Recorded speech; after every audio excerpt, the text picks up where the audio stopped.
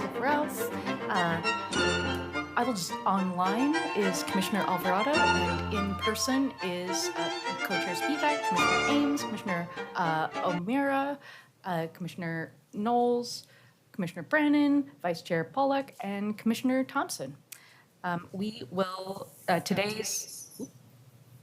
sorry. That happened.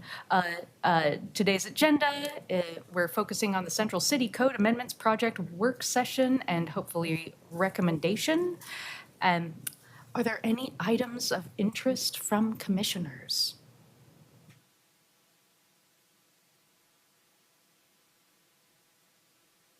Okay, seeing none. Can we had two, not one, but two transmittal letters to thumbs up today.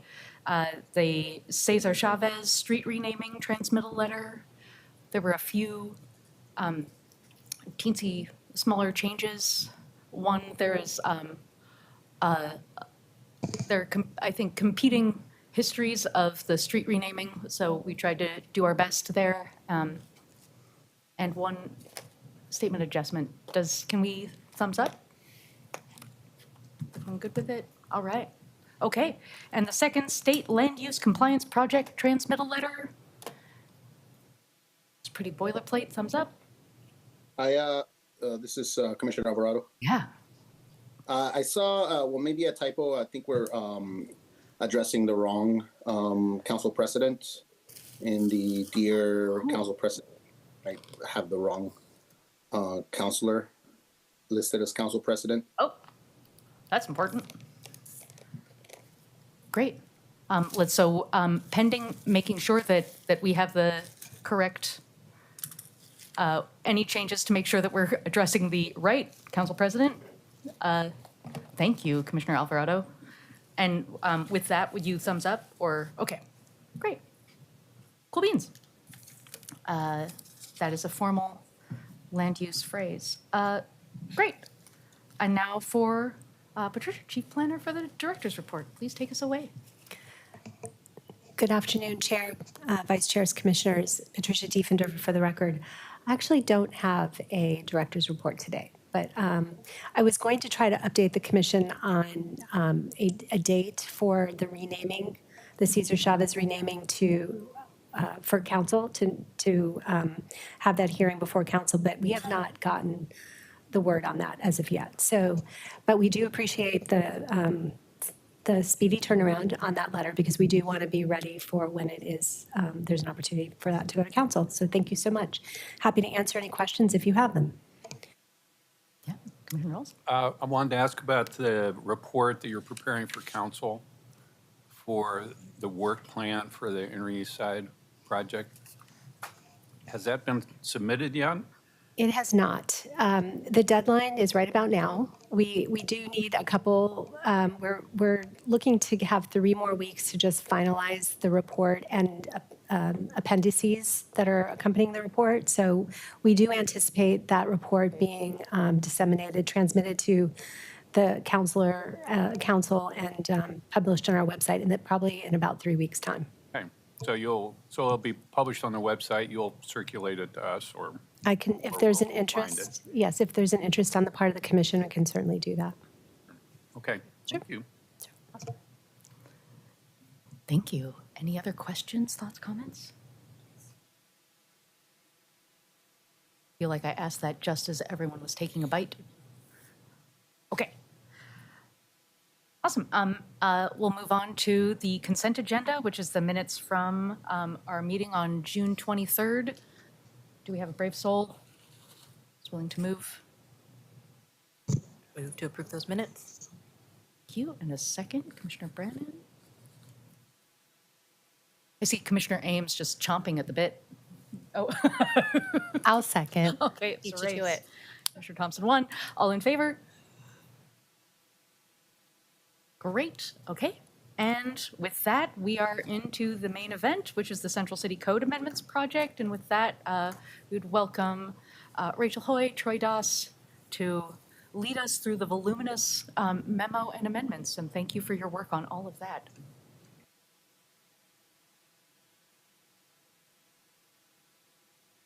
Chair Rath, pardon me, just before we get started, would you ask for any disclosures? Disclosures. Thank you. Thank you. Disclosures? I'm so sorry. Yeah, Commissioner O'Meara. Commissioner O'Meara, for the record, I work for Central City Concern, and we own many properties throughout the Central City that may be impacted by these changes. Thank you. Thank you. Commissioner Ames. I'm on the Multnomah Athletic Club Land Use Committee, and I own a property in Southeast that is not being rezoned as part of this. And I feel like there was a third one. Holy Rosary site, work for Walsh Construction, and we have provided estimating services to Holy Rosary in the past and potentially in the future. Awesome. Thank you so much for that oversight. Anyone else? Okay.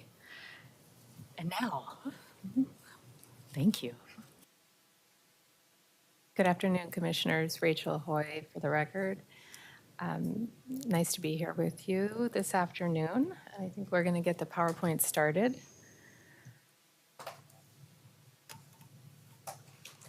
Great. Thanks, Troy. So this is an outline of the presentation today. We did send you 2 memos, a research memo and an amendments memo.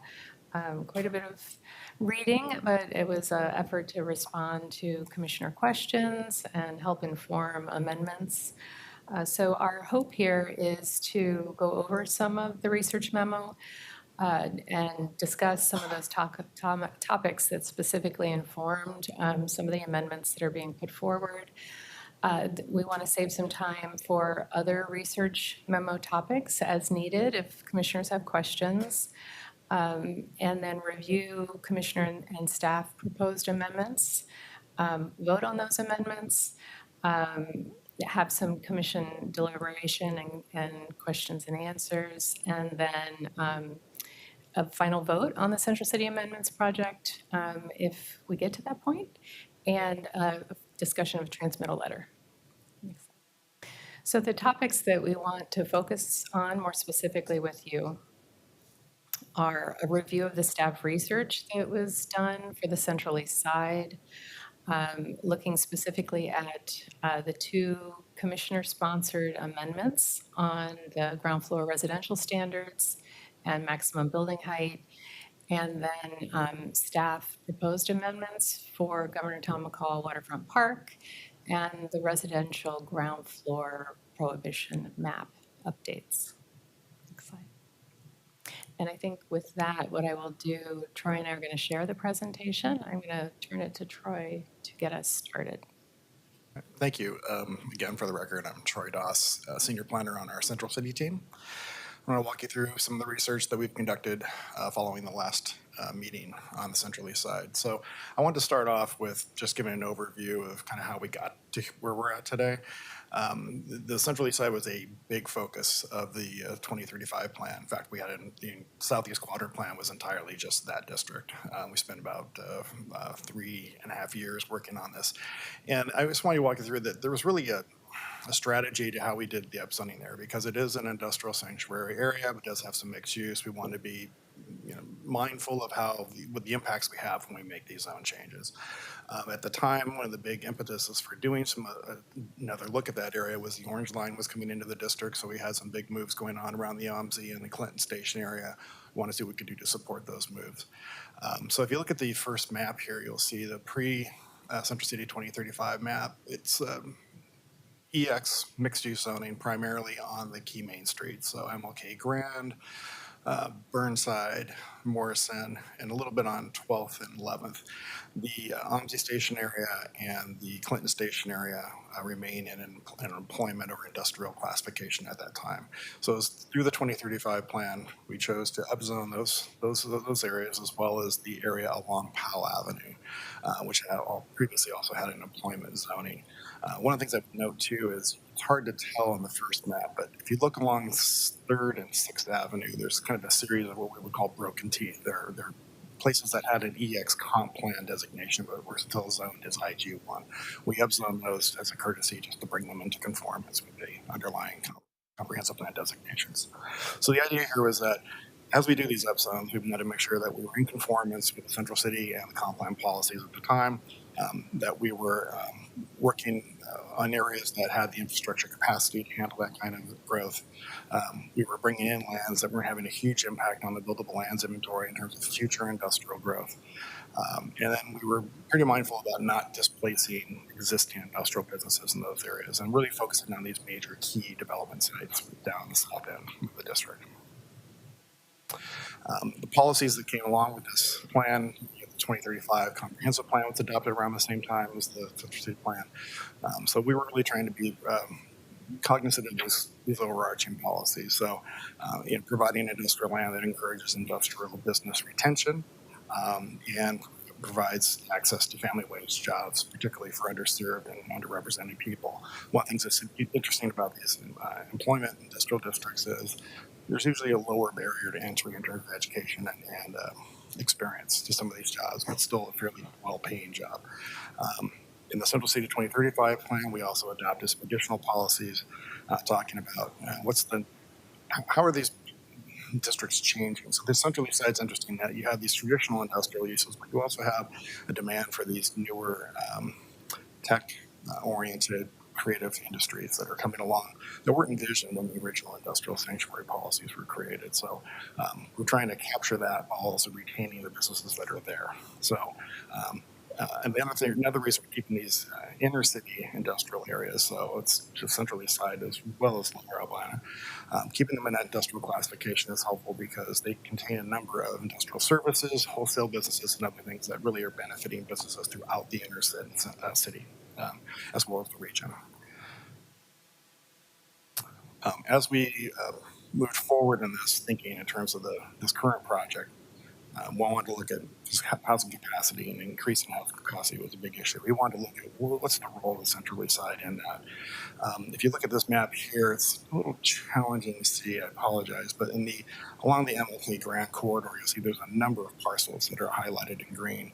Those are identified by the buildable lands inventory as underutilized or vacant parcels. We also have a number of sites remaining at the OMSI and Clinton Station areas that are also underutilized or vacant sites. The upzoning that was done through the 2035 plan, as well as the additional that we're proposing today, brings in about 15,000 additional housing units as capacity. We have the potential for that. So there's a lot of untapped capacity that already exists in this district without doing any really additional significant rezones. Additionally, I want to note that during the 2035 plan, we, in addition to just adding some additional EX zoning, which did increase the housing capacity, we also really focused on this role of industrial office, this creative office class where the tech, biotech, and creative services are going.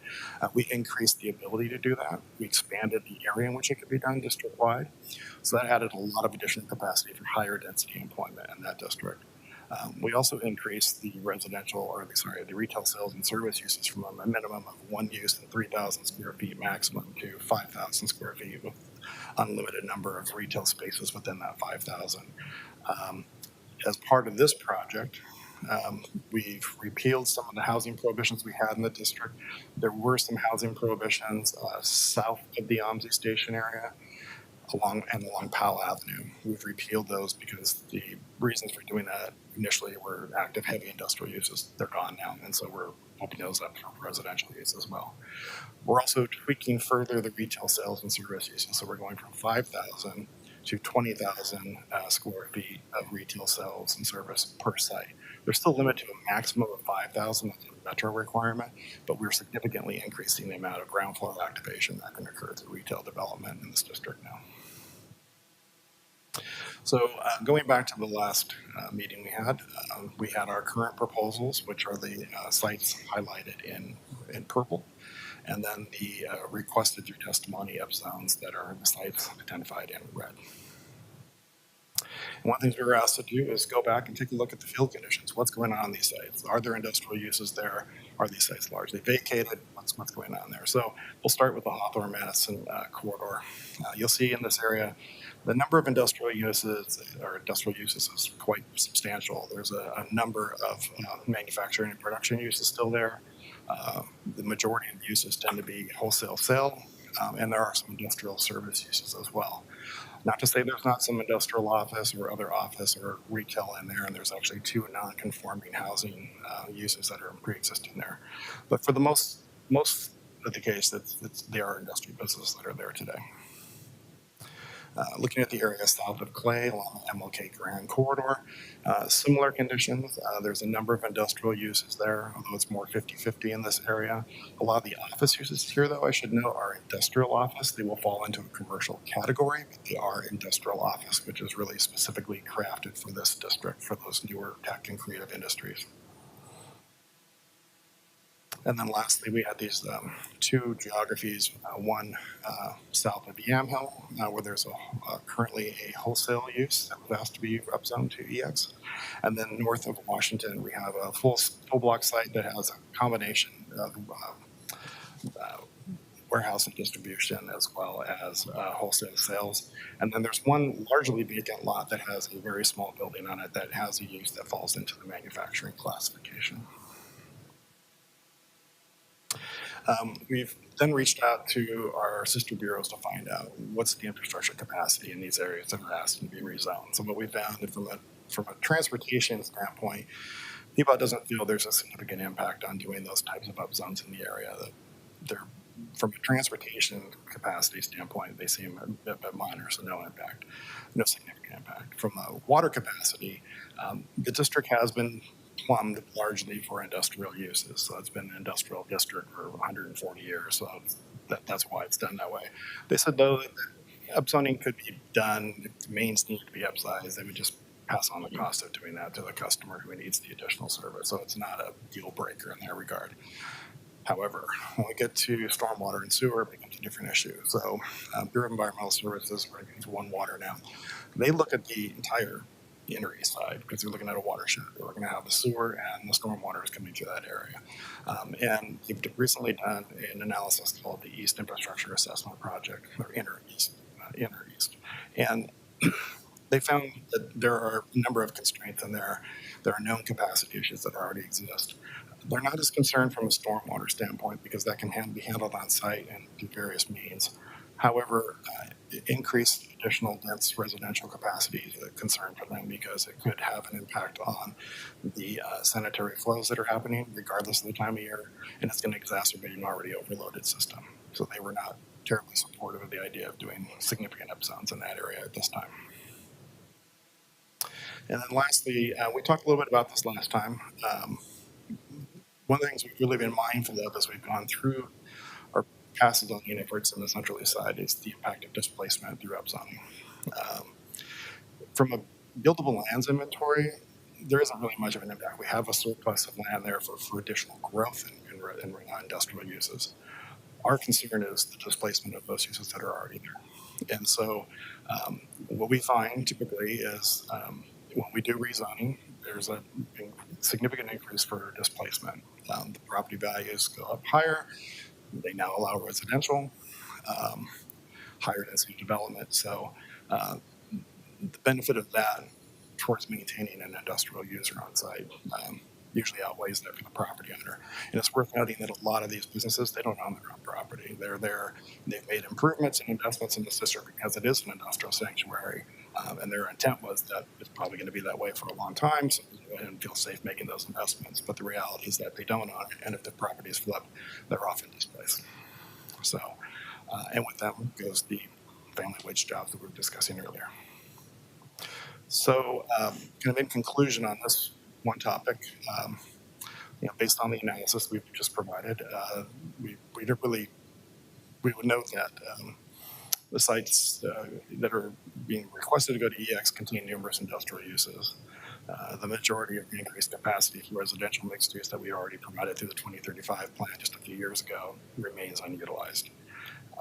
The current project is providing additional capacity because we are repealing those existing residential prohibitions. And there's some concerns about the sewer capacity to support additional growth of residential uses in that district. And we remain concerned about displacement of existing industrial businesses. So for that reason, we were not recommending that we would do additional changes at this time. I'll stop there, open up to any questions.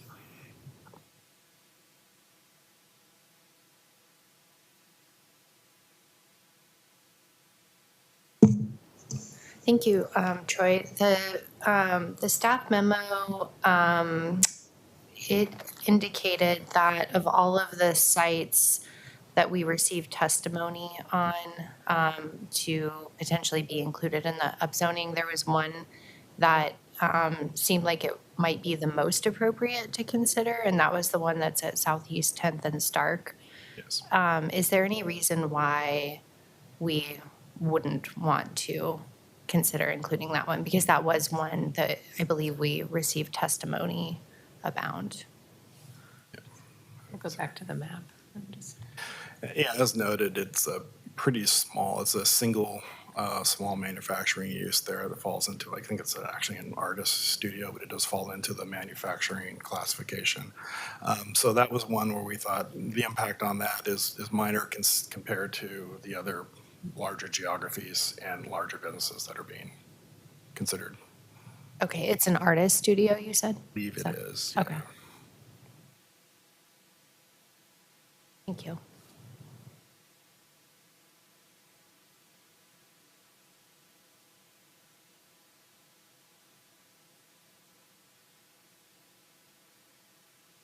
Commissioner Ames, did you have anything?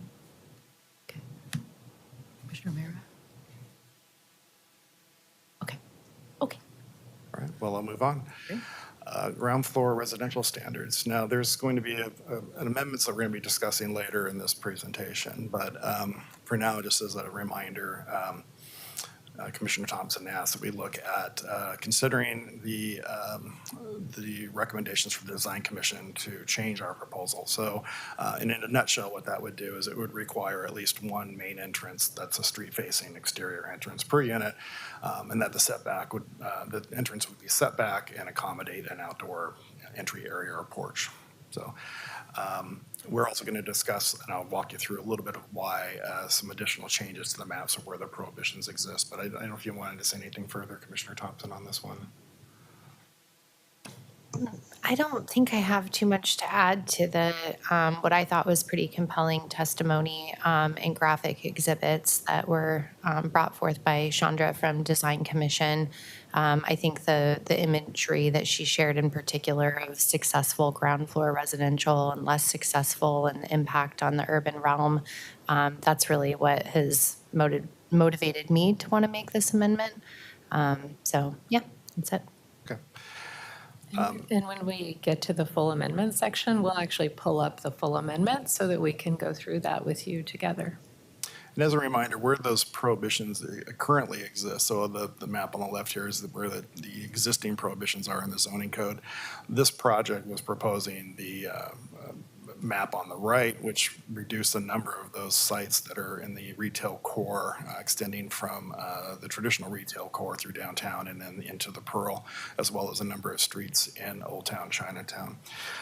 One of the things we've been thinking about and asked to consider as this deliberations have been happening is there's a lot of work going on right now you may have heard about looking at the downtown and Old Town waterfronts.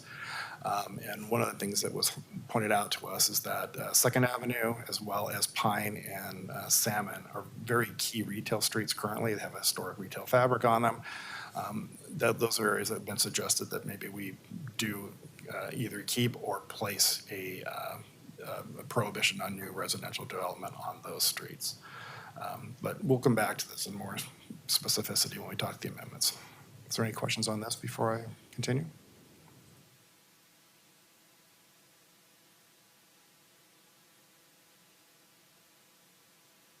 All right. Maximum building heights. I can let Commissioner Spivak talk about this, but we do again have some amendments that are going to be presented later on or talked about later on. But I wanted to give you a little overview, if you want, if you will, on why we've done height the way we have. That's fine. Yeah. Yep. I'll probably do the amendment when we get to the amendments part, but for now, sure.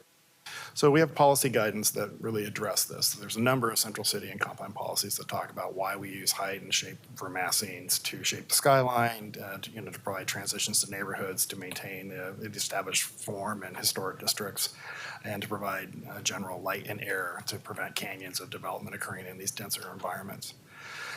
In this map, it's a little chaotic, but it helps to show the various things that we are wrestling with when we're establishing maximum heights in the central city. Because one of the things we're trying to do is we want to increase heights and development potential along the transit mall. So you'll see along the transit mall, that's somewhere the densest and tallest development is allowed. But then we also are maintaining heights through some of these key scenic view corridors that exist from Washington Park to Williger Parkway and other locations to the west and southwest of downtown. That has an impact on this. We've also historically, because there's policy basis for this, for stepping down to the river. It used to be from the transit mall. We've gotten a little more liberal about that, but we still, right along the edge of the Greenway, typically step down. It happens in South Waterfront as well as this district. Happens a little bit in the Lloyd as well. And we do that because we're trying to prevent a wall of development right along the Greenway itself. We have areas where we're transitioning. These yellow arrows show you where we're transitioning height down to the more residential, lower density neighborhoods. We have areas where we do shadow studies and maintain heights so that we're not overshadowing our existing parks and open spaces in downtown. We also are keeping heights at a reasonable level in the historic districts to maintain that historic fabric. And then at bridgeheads, and this is kind of a newer move we made over the last 2035 plan, is we really have been increasing heights at those as kind of key entryways into the central city. So that's the basic rationale for why we do this. I just wanted to come back to that because there were some questions at the last hearing as to why we're doing this. Are there any questions I can go on, or? I'll just say I have never seen corridors identified in this way on this map, and it's so clarifying to me. That's just, thank you. Good. It was Thank you. delightful. All right, I'm going to turn this over to Rachel. Okay, so now we just want to walk you through a little bit of the research that we did related to Governor Tom McCall Waterfront Park. And we will provide some background information in response to commissioner questions, specifically a little bit of background on Goal 15, which is our statewide planning goal for the Willamette River Greenway. You will ask some questions about the background on the legislative intent for the existing 50-foot setback, which we'll talk about. We want to take a look at some of the setbacks that have been set in other Oregon jurisdictions as well as Seattle. And then we have a little bit more information for you related to the park's permitting process for other uses. We have a slide on that. That information actually didn't make it into your memo. And then we have, I'll describe for you some additional staff proposed amendments to support the waterfront park activation. And we'll go through those in more detail when we get there. Next slide. So first, I just wanted to provide you with a little bit of background on the Goal 15, which is, as I mentioned, the Willamette River Greenway statewide planning goal. The purpose of that goal is to protect, conserve, enhance, and maintain the natural, scenic, and historical, cultural, economic, and recreational qualities of lands along the Willamette River Greenway. To support the purpose of this goal, there are a number of use management considerations and requirements that are part of the goal, which are included in these directives that I've listed here. So everything from recreational opportunities, river access, fish wildlife habitat, and scenic resources and views. And then in order for these directives at the local jurisdiction, these directives require that development is set back to the greatest degree possible from the river, at the same time allowing for existing urban uses, and also to establish a setback line from the river. Next slide. So that was just a little bit of background on that. I'll be referring back to those directives as we go through the next couple of slides. Commissioners requested some background information on the history and intent from Central City 2035 on the existing 50-foot setback. And during this process, the setback was increased. It had been 25 feet, and it was increased to 50 feet for all the properties along the Willamette River within the central reach. So I just want to make sure that that's clear, that there was no differentiation among specific properties. So the Tom McCall Waterfront Park was not looked at separately. It was a wholesale 50-foot setback. And at the time, a different setback was not considered. I think more of the emphasis was placed on some research that was done through Metro. And that research focused primarily on riparian corridors and how, with the natural resources that we want to protect in our riparian corridors, how best to protect them and buffer them. So it was determined at that time to increase the setback across the entire central reach to 50 feet, again, keeping in mind the importance of riparian corridor protection. So the seawall was not looked at specifically at that time, and the seawall, it does not have natural resource or natural riparian function. And the Metro research was not addressing the seawall specifically. So I just want to make sure that that's important, that we point that out. Next slide, please. So, well, let me pause there. I just want to make sure that's in a nutshell, that background just on the 50-foot, setting of the 50-foot setback from Central City 2035. And then before I go into the rationale that we came up with, based on this research for taking it to 25. Yeah, I was curious whether the seawall is inviolable. Like when they're looking at design updates for the west side, is there a possibility that they'll step it down and there won't be a big seawall for some section of it? I'm trying to figure out whether, because the code assumes it's not going anywhere. And I'm wondering whether designers might think, actually, we might have a little break in the seawall and have a slope down to the water or something like that. I think that's a good question, Commissioner. I think that during the design competition, they're trying to share enough information with prospective architects and companies to be more forward-thinking. And what we're trying to do with some of the proposed draft and other amendments is offer as much flexibility so that they feel that there's a comfort in looking at those types of future changes. I will say that PBOT has as a future action to look at what that would take to actually step down or remove the seawall, but that is not something that they're doing in the next 5 to 10 years. Any other questions? Okay. So in the proposed draft, as I mentioned, the setback was returned to 25 feet. And the staff rationale was based on reviewing the directives that I mentioned from Goal 15. And I wanted to take a moment to walk through these and just explain some of our rationale for the proposed draft, 25-foot. One of the directives is to look at the natural area and environment in the riparian corridor.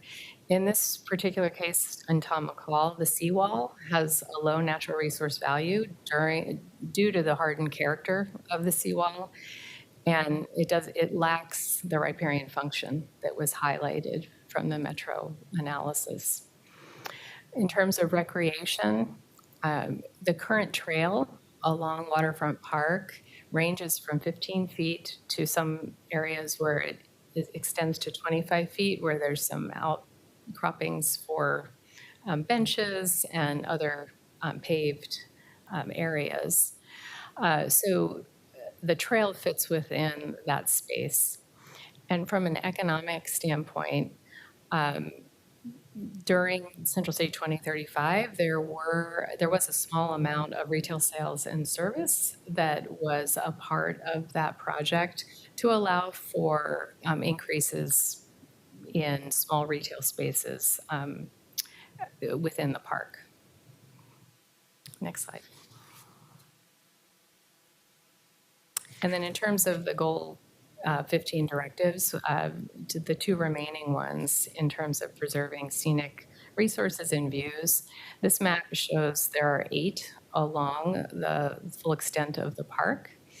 And those viewpoints will continue to be maintained and can be accommodated within the setback. And the map, I'm happy to answer any questions about that, but there are a series of different types of views and sites that are noted here that we can get into more of if you're interested. And then the last, historical resources. I will say that any significant resources, the setback, within the setback, they would be protected and certainly will continue to be. One in particular would be there's this very small portion of what was the Rose Festival office, the John Yon building, which is a protected resource and will be maintained. And so just all of those items that I went through from this slide and the previous, this is all of the Goal 15 kind of key elements to preserve and that we want to maintain within the park and make sure that there is flexibility within the setback to accommodate those. And so through our analysis, we feel as if there is adequate space to continue to protect those within the setback. Next slide. Commissioners also asked for some information on other jurisdictions and how setbacks are applied.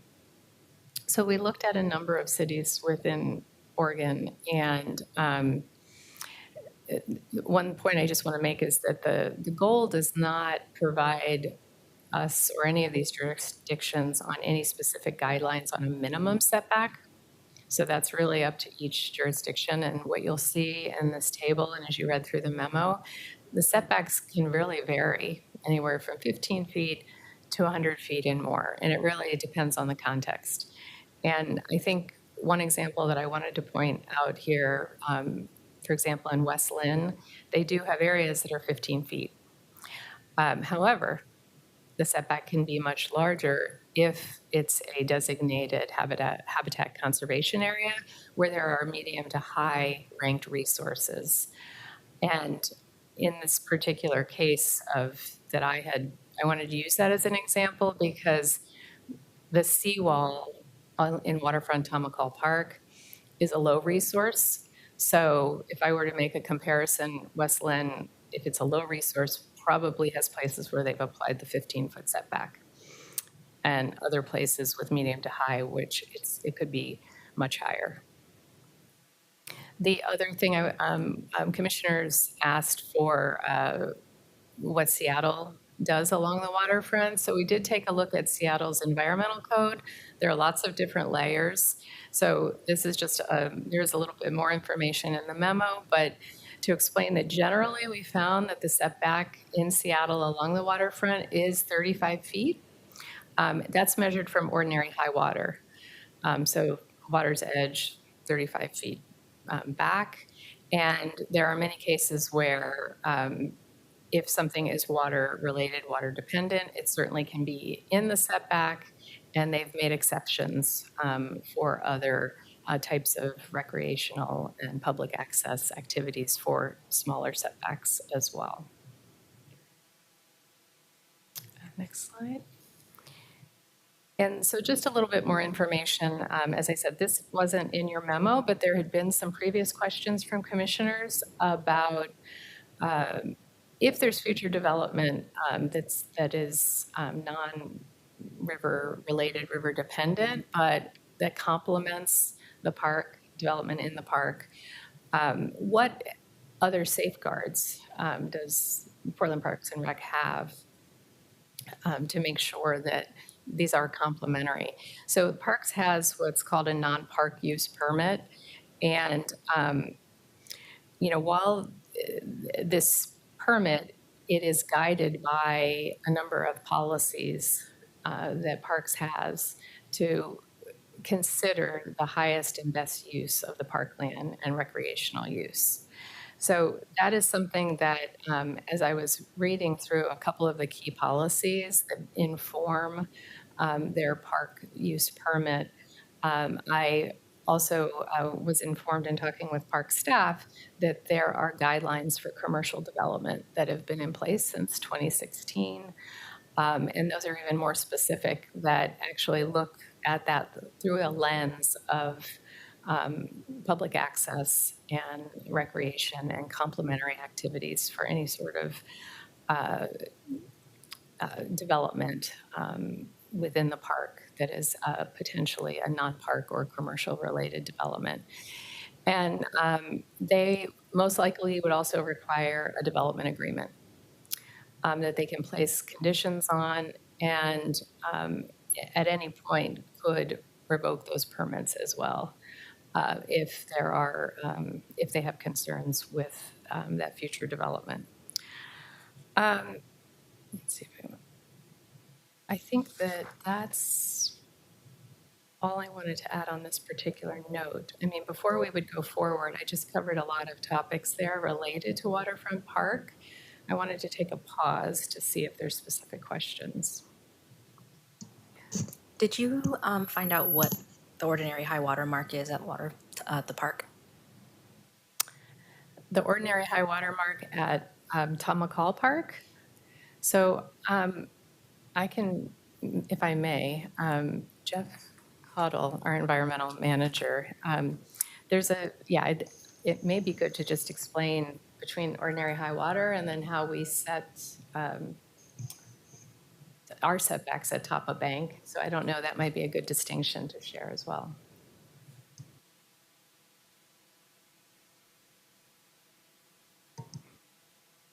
Do you want to visit this? Hello. Hi, everyone. Thanks for having me back. It's been a little while. How you been? Jeff Cottle. I use he, him pronouns, and I manage the River Environmental team. In terms of where the actual ordinary high water mark is in the park, essentially the seawall is the ordinary high water mark. I mean, there's, as you might expect, it's essentially, that's where, I mean, the ordinary high water mark in general is, you can think about it more when it's an undeveloped riverbank, but essentially where water is most of the year going to be, it's an area that's going to be inundated by water most of the year. And so for the seawall, essentially that keeps it at its spot. The ordinary high water mark, because the bowl is more natural and has a sloped bank there, is essentially, I'm not sure exactly how, the reference point, but roughly around where there's a walkway there. If you've been along the bowl there's a sort of a gravel pathway. And then the distinction between, we use ordinary high, so below ordinary high, Department of State Lands has ultimate responsibility for. Above ordinary high is the city's responsibility. And so essentially for top of bank, the ordinary high water mark can be roughly the same as top of bank. In some cases it is the same as top of bank.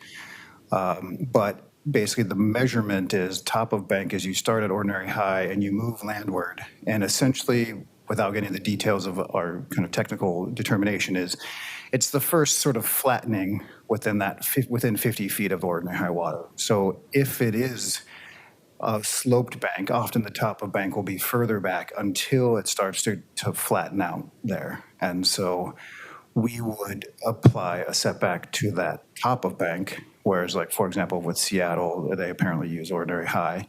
And in reviewing the different jurisdictions, some use the ordinary high water mark as their setback point, and others have references to, there were, I think maybe in Eugene, it was certain particular spots along the river that were not necessarily like top of bank or something like that, but where they started the setback. And many jurisdictions use top of bank like we do. But the determination for top of bank is within the zoning code. So the guidance in terms of how to measure it is in the zoning code. And we have an adopted top of bank for basically for the central city and the South Reach. And we would, as part of the North Reach, expect to adopt one that's based on a model. But if someone is coming to propose development, they can do a site survey. We maybe talked about this, I think, maybe in previous projects where I've been here, but they can do a site survey using the measurements guidance that's in the zoning code and determine where their specific top of bank actually is on the site if it's not correct with the model that we have as an adopted location.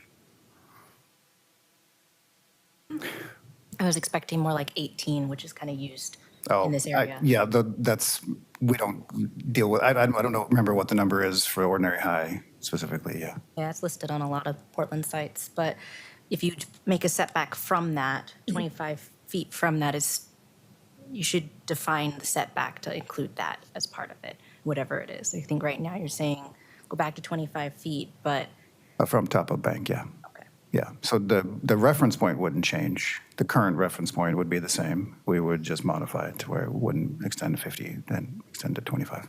And when you say low natural resource value of the seawall, that's just a more standard jargon? Or did a natural resource person tell you it was low value? That's based on our natural resources inventory, which is based on our guidance that we follow from Title 13, which is the Metro directives. And so in that natural resource inventory methodology, we have essentially a specific criterion where what we call hardened riverbank, and that would include a seawall, other things that are where there's riprap and things like that. We have kind of carved out those areas in recognition that they have limited natural resource value.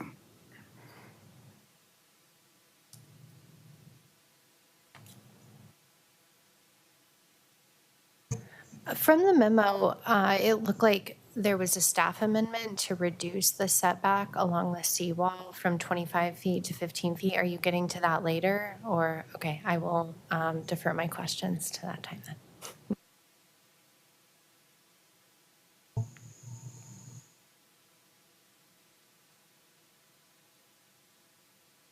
Chair Routh, can I just jump in for a quick second to say, I think just in response to Commissioner Thompson, we just wanted to lay the groundwork for why there's substantiation for even reducing the setback to begin with, and then we'd like to discuss further the other elements. Thank you.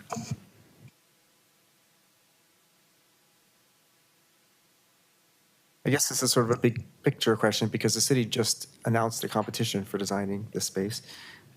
And I'm trying to think of the chicken and the egg. It feels like people who respond to design competitions are notorious for not following the rules anyway, which maybe is a good thing. And it feels like the outcome of that, there might be all sorts of variation of setback, of improvements to the water. It might not all be open space zoned at the end of the day. I'm not sure what realm of possibilities there might be, but I'm kind of wondering whether just to design competition and update the zoning later. Like if they come up with this big swoosh in or something like that, that's gonna be all natural habitat, maybe that area has a big setback and the areas where the proposed development is closer to the river has less, and maybe that would, I'm just trying to figure out whether that's gonna end up causing us to redo some work we're doing right now. Thank you, Commissioner Spivak. One thing I would say to that, we've had those conversations with parks. One of the reasons is through the design competition, the design that is picked, part of this process also takes it to 30% design. So taking it to that level of design is making it's additional cost and assumptions that what they're going to do can actually happen. So that's part of the reason for moving forward with, or recommending moving forward with some additional amendments, well, the proposed draft and some additional amendments now to show that these are things that could actually happen now, that they can consider. I think there'll be an openness in the design competition for proposers to propose zoning changes, for example, to say, here's how you should make our project legal, which may mean a big setback here and a small setback there or something like that. Commissioner Spivak, yeah, do you mind if I jump in, Rachel, and then you please feel free to jump in. I would say that we, as Rachel said, we're trying to lay some amount of foundation for enough confidence to go forward with some different ideas. But you're right, something could come from the design that would be different from what is being proposed here. And I think if there are regulatory barriers that remain, I think that the design competition process would identify those things. And we may have to come back and, kind of refine those recommendations. And, that's something that's not uncommon with zoning that we do. And I think there's a balancing act here, and we're just trying to kind of make it so that what comes out of the design competition is not, that the code completely doesn't allow it, because I think that would be kind of, present some awkwardness. So that's what we're trying to do here. And we're also recognizing that there are still processes, at the end of the day, there are some things where you would be affecting resources, for example, natural resources. And there's a process, a Greenway goal exception to be able to make a case for something that, should be allowed by an exception with opportunities to mitigate. So we're not, that's always the backstop, right? We're trying to create some flexibility, but recognizing that some elements of what might be proposed might actually still and always have to go through a Greenway goal exception. And that's not a bad thing, because that's a process, and you can identify mitigations through that process.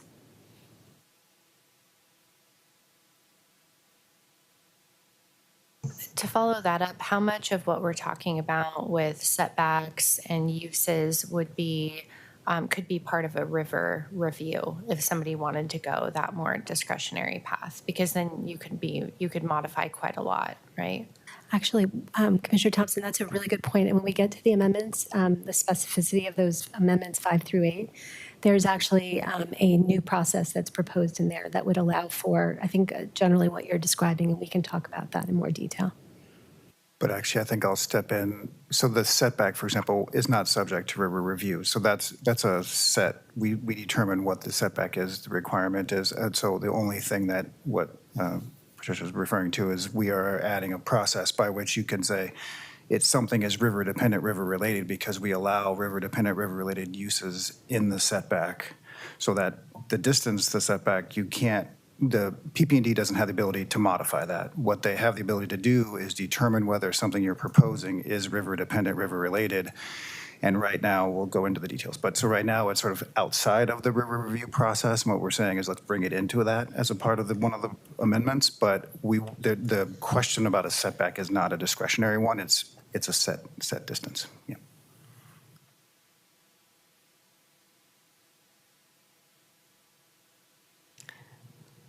Good. Well, so we wanted to give you an opportunity if there were other questions that you'd like to raise related to other topics that we covered in the memo. Any questions? Because then our next step is we'd like to move into the amendments. But we wanted to pause for any other questions. I think this is quick. I confer with staff on it, and this will not become an amendment, but is in terms of the view corridors, the constrained development, one of them mentioned in the research memo was the view from the 12th Avenue Bridge to see the central city skyline. And that went through my head as that, we're preventing people from building new buildings to the skyline so we can see the old skyline. And I thought that was odd. Staff shared that the process for revisiting those scenic viewpoints is involved and not something to handle here, which I agree with. But I think that there is, I'm sure some people love that viewpoint, but it's also, this viewpoint was designated before the Earl Blumenauer Bridge was even built. And you can't even see the river from the 12th Avenue Bridge. And it just seems odd that we can't build larger buildings on the east side of the river so that we can see the buildings on the west side of the river.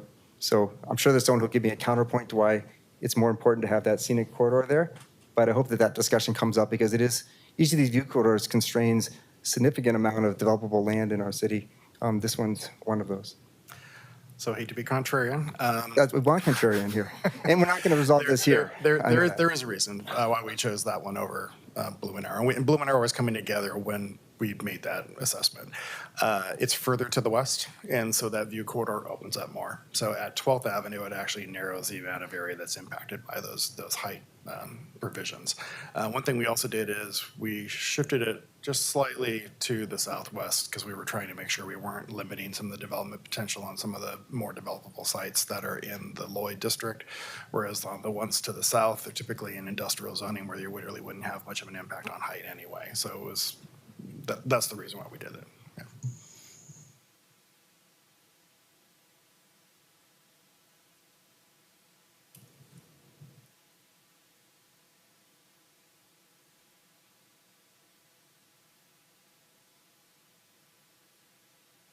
Okay.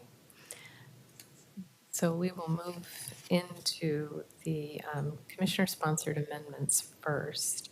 And I think if I could have Shannon Buno join us, because as we pull up the amendments, if there are specific questions related to the code language, Shannon will be able to help respond.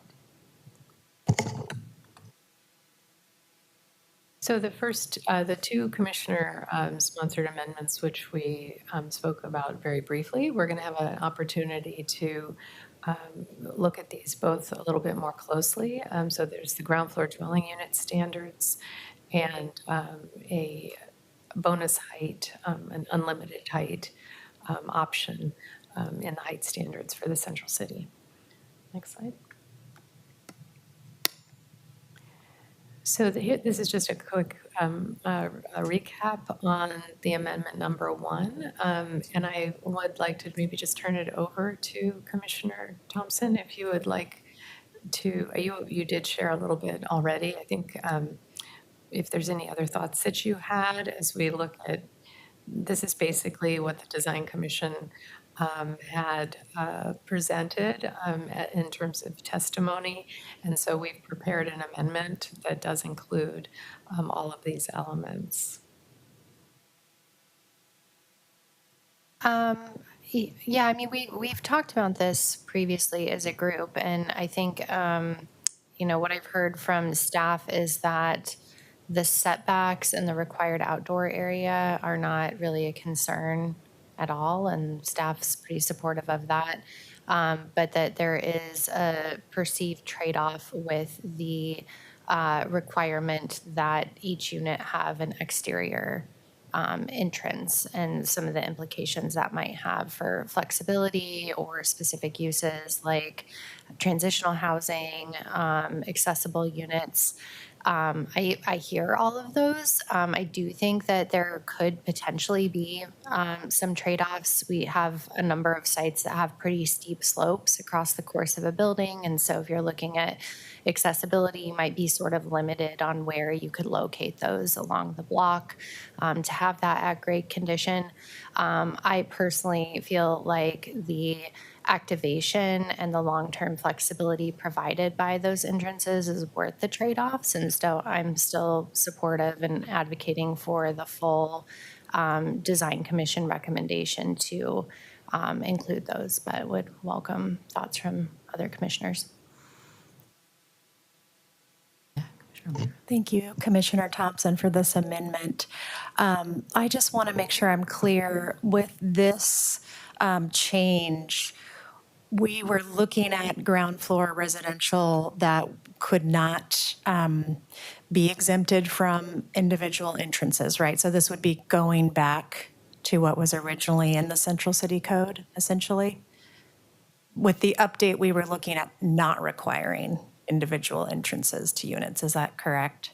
The proposed draft was allowing for units to be accessed from an internal, like a single. Correct. Yes. And previously, there was a requirement for individual entrances? There was not. Okay, I just wanted There to make was sure I not, was clear yeah. on that history. I do not agree with this requirement from just the type of development I'm involved with in affordable housing, not just for transitional housing, for permanent housing as well. I think that this could pose safety and security concerns for residents and operators. And while I think that the street level activation is important, I believe that it should be the developer's discretion to make sure that this requirement would actually work for their the population they're serving, the other development criteria and considerations.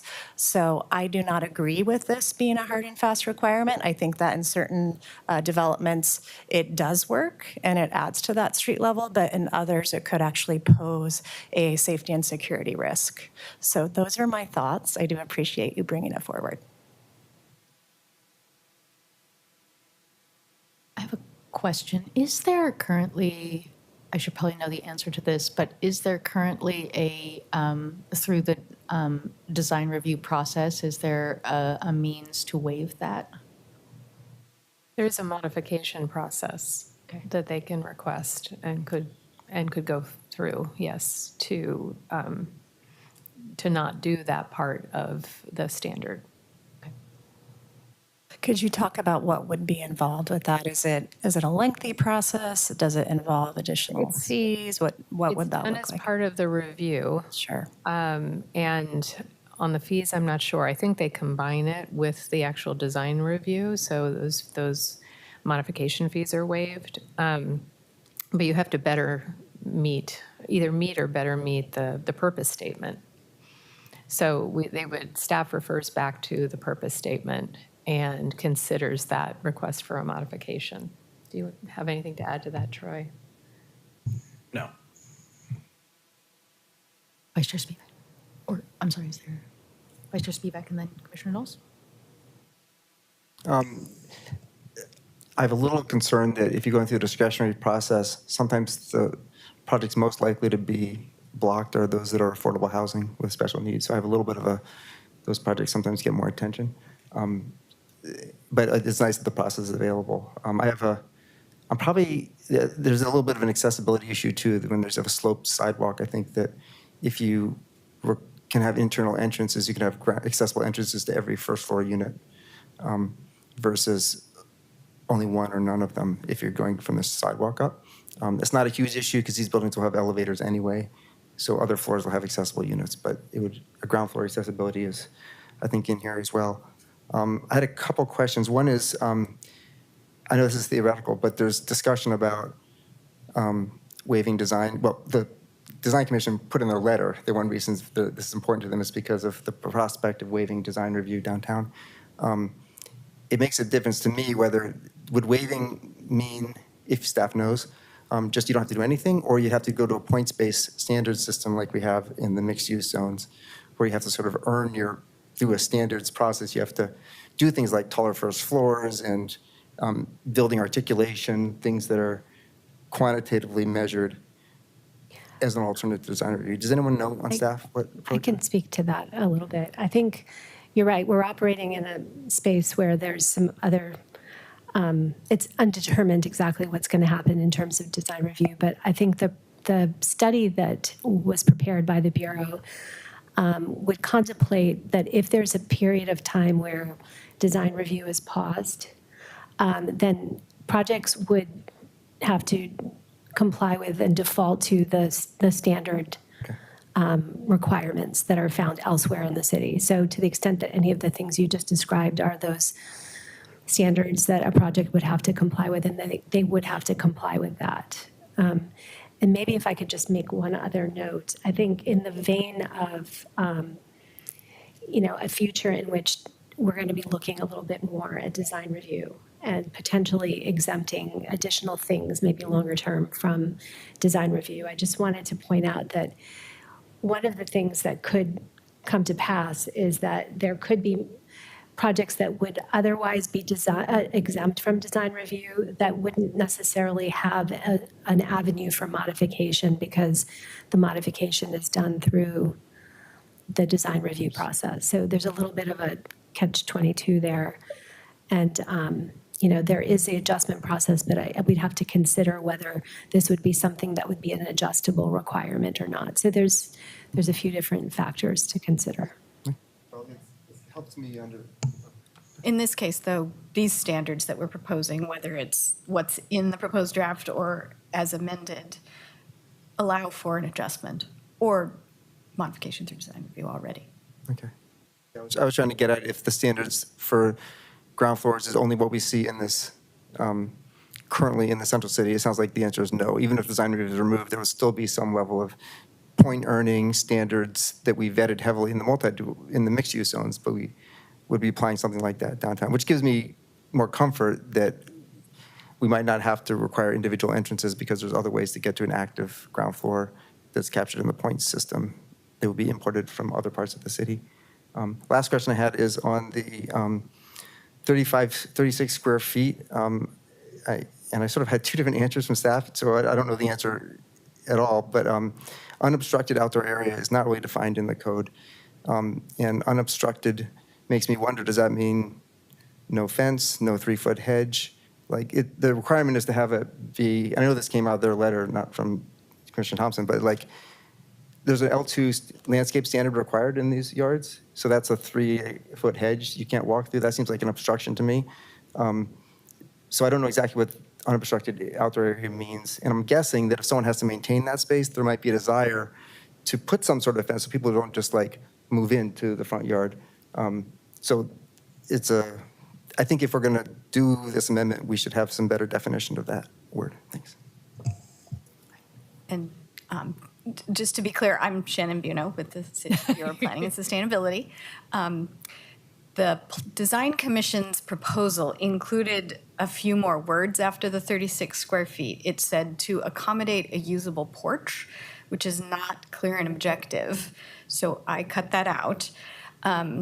Unobstructed is used in the zoning code currently in 2 places, and it does mean clear of everything in that context. So I believe that's how PP&D would have to implement the word here. I spoke with PP&D staff, Stacy Monroe, the staff for the Design Commission, and she believes that the Design Commission's intent was to require a porch. So just to lay that out there, I wasn't aware of that, and I inadvertently cut that out of their intent. So, Commissioners, I'll just add that if some or part of this amendment is something that the commission wants to advance, we can tweak that language to make sure that we can honor that intent, because I think that makes sense and would be a desirable thing to not, it's not to say that we wouldn't want to have like low enclosure of some kind of these spaces, right? And so I don't think that's the intention. We have stack. We have Commissioner Knowles, and then Chief Planner Diefendorfer, and then Commissioner Ames. Okay. So this is, I feel kind of ignorant asking this question. Can you have an interior entrance and an exterior entrance? I need a design professional to answer that question. I think the slope is I think that the slope is the real issue, going back to what Eli was saying. I mean, if you have a heavily sloped site, then trying to create an at-grade entrance that can be served by corresponding circulation on the interior side would be difficult to do. Chief Planner Diefendorfer. I'm sorry, was that the Was that? questions? Okay. Thank you. Thank you. I think I made one of my points in responding to Eli.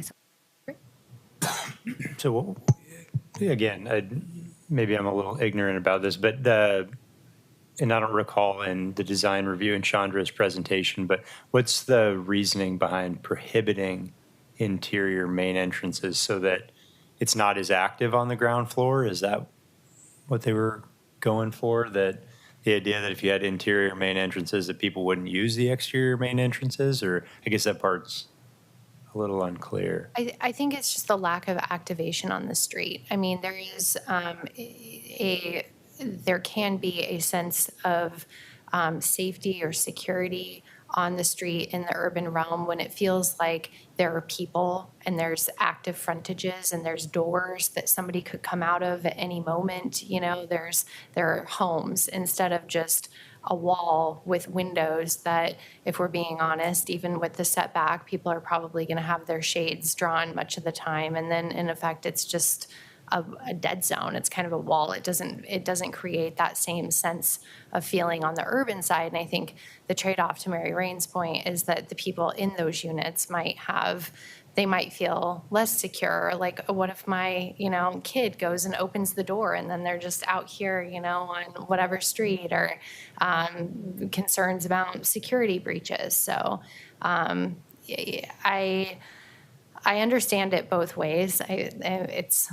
Your point was well taken, Mary Rain, and I think the accessibility, the diminished flexibility in where you can have accessible units, that could be meaningful. But I also think that through, the images shown here, like you could have steps up to some units and then work to at-grade units on one corner, and that's where your accessible units are. And then if you did have interior circulation, it would be set at that level. So, yeah, I don't know. I'm feeling pretty conflicted. I feel good about the first 2 points of this, and then it's the entrance one that's a little stickier. Could we say that exterior entrances are required and not say that interior entrances were prohibited? So like, They're not. They They're not wouldn't be. required. No. There would be no restriction on interior access. It would just be a requirement for exterior entrances. So we're trying to, I mean, the original staff proposal was to not require the exterior so that there could be this more flexibility. The Design Commission's testimony was sort of, I'll just use this word, I hope it's not presumptuous, but kind of prioritizing the public realm and saying that in order to activate the public realm, if there's going to be residential on the ground floor, there should be doors. Every unit should have an entrance from the sidewalk. And so that's the debate, is should every unit have an entrance from the sidewalk, or is it okay for that to be, there to be choice there? You could do it, and many people, we have many examples in the central city where people do that, and they didn't have to. I don't think there was any requirement that they had to before, but they chose to do it. But at the same time, that they have the option to be able to have interior, like one entrance and then doors on a corridor interior to the building so that there's more flexibility.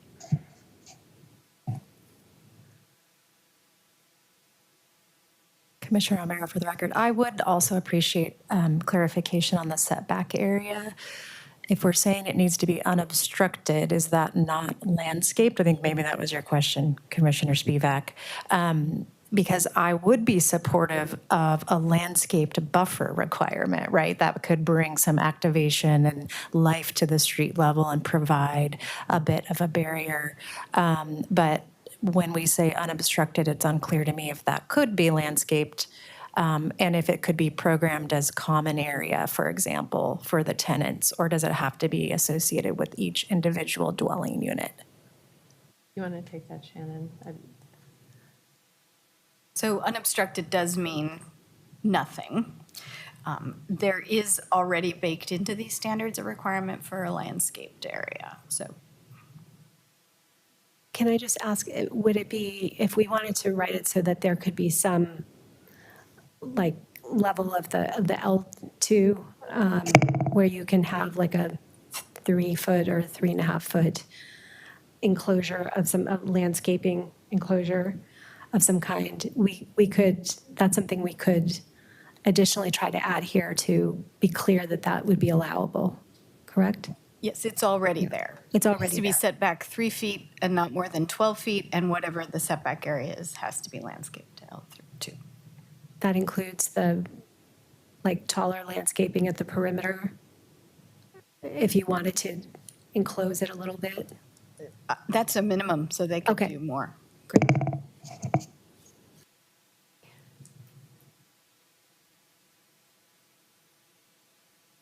I think I was a little confusing when I first brought up the obstruction thing. I assumed that it's possible to have a full obstruction across the property line and still have 36 square feet unobstructed within the front yard. So you can have, because the code requires an L2 buffer no matter what. The question is, after you get past that buffer and you have to meet the planning, then you have to have, based on this amendment, you have to have open space, unobstructed requirement.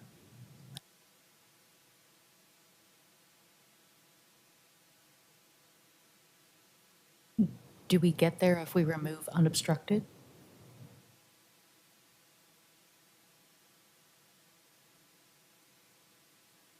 I'm still not supportive of the unit entry and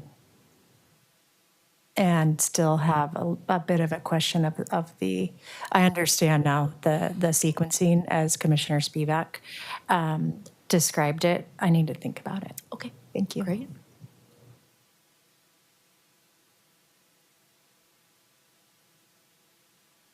Do we want to come back to this? Or, I'm sorry, yeah. Yeah, Chief Blue. Chair Roth, we had structured this so that we talk about each amendment, you okay, deliberate, and then we would vote. But if for some reason we want to revisit, like we can, continue with the other items. Don't have to take the vote on this quite yet. Revisit the others and then maybe come back to this if you like. Yeah, shall we percolate? We haven't actually we haven't formalized a proposal. So, yeah. Vice Chair Spivak. There's a piece of information that I haven't been able to look up quickly. What might help me is, because I think that it's a trade-off of flexibility for designing the building to meet particular uses, including uses that affordable housing providers might seek.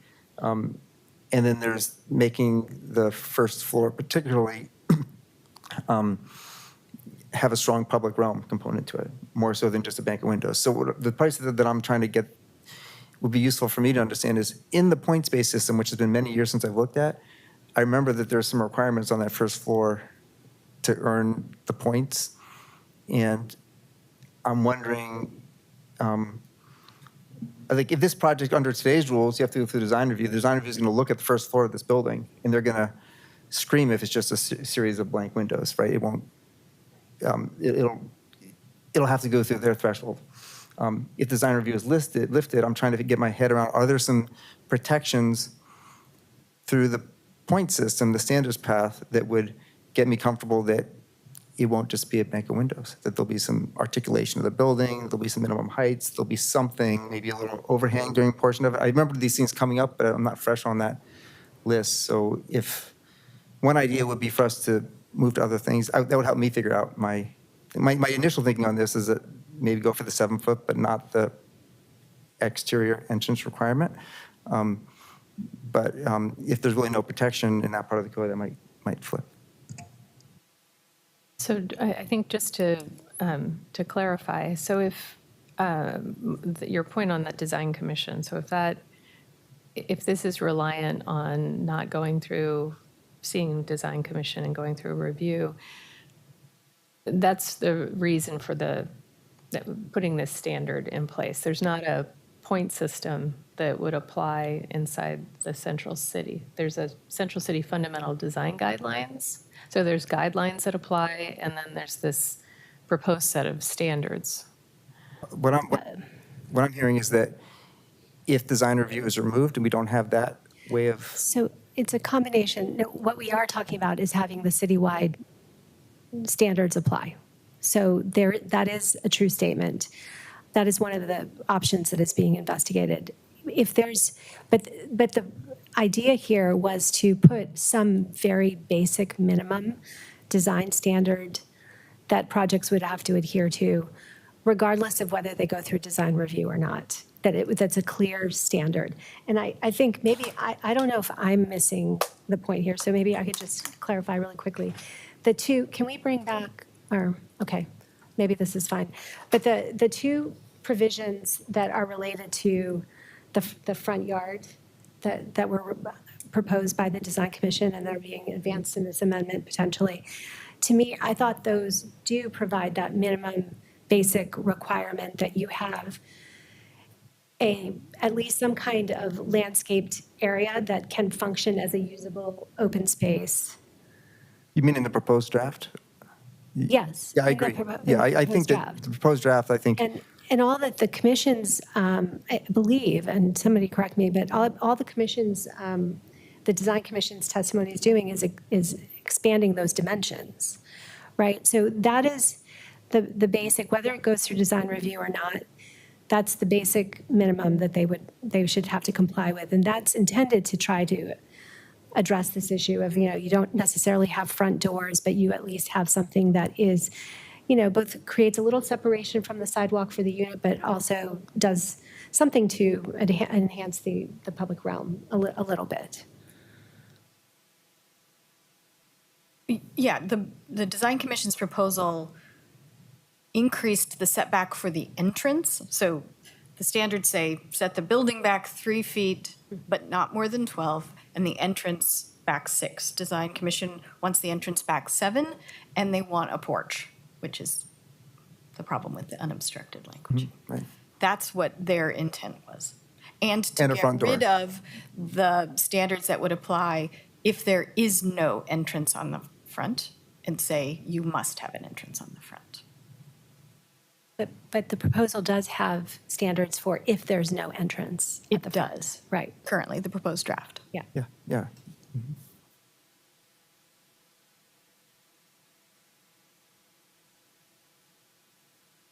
What are the thoughts? Shall we allow this to percolate for a bit and come back to it? Can someone tell me what chapter has the point system? 33,420. Thank you.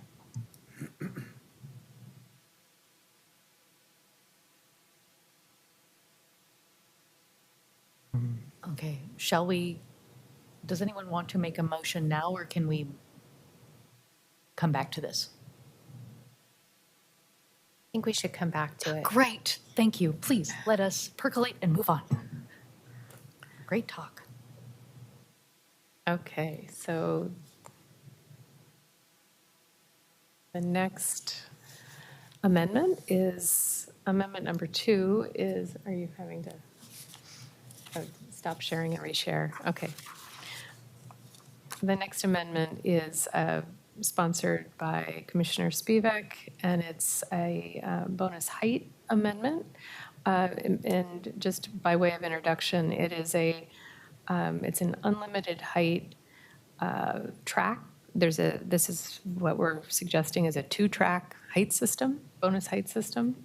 So this does not remove, I just want to make sure everyone is clear, this does not remove the existing system that's in place, where we have base heights across the central city. There are bonus heights, and any development could choose to use that system.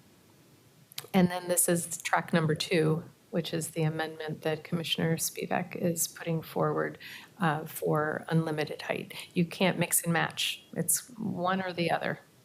So is that by way of introduction? Would you like Sure. to share the rest of your thinking here?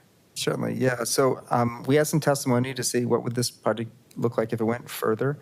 And part staff already did the work of looking in all the scenic corridors to figure out maybe there's some places where the height limits could go up higher without bumping into the bottom of the view corridor, which is great.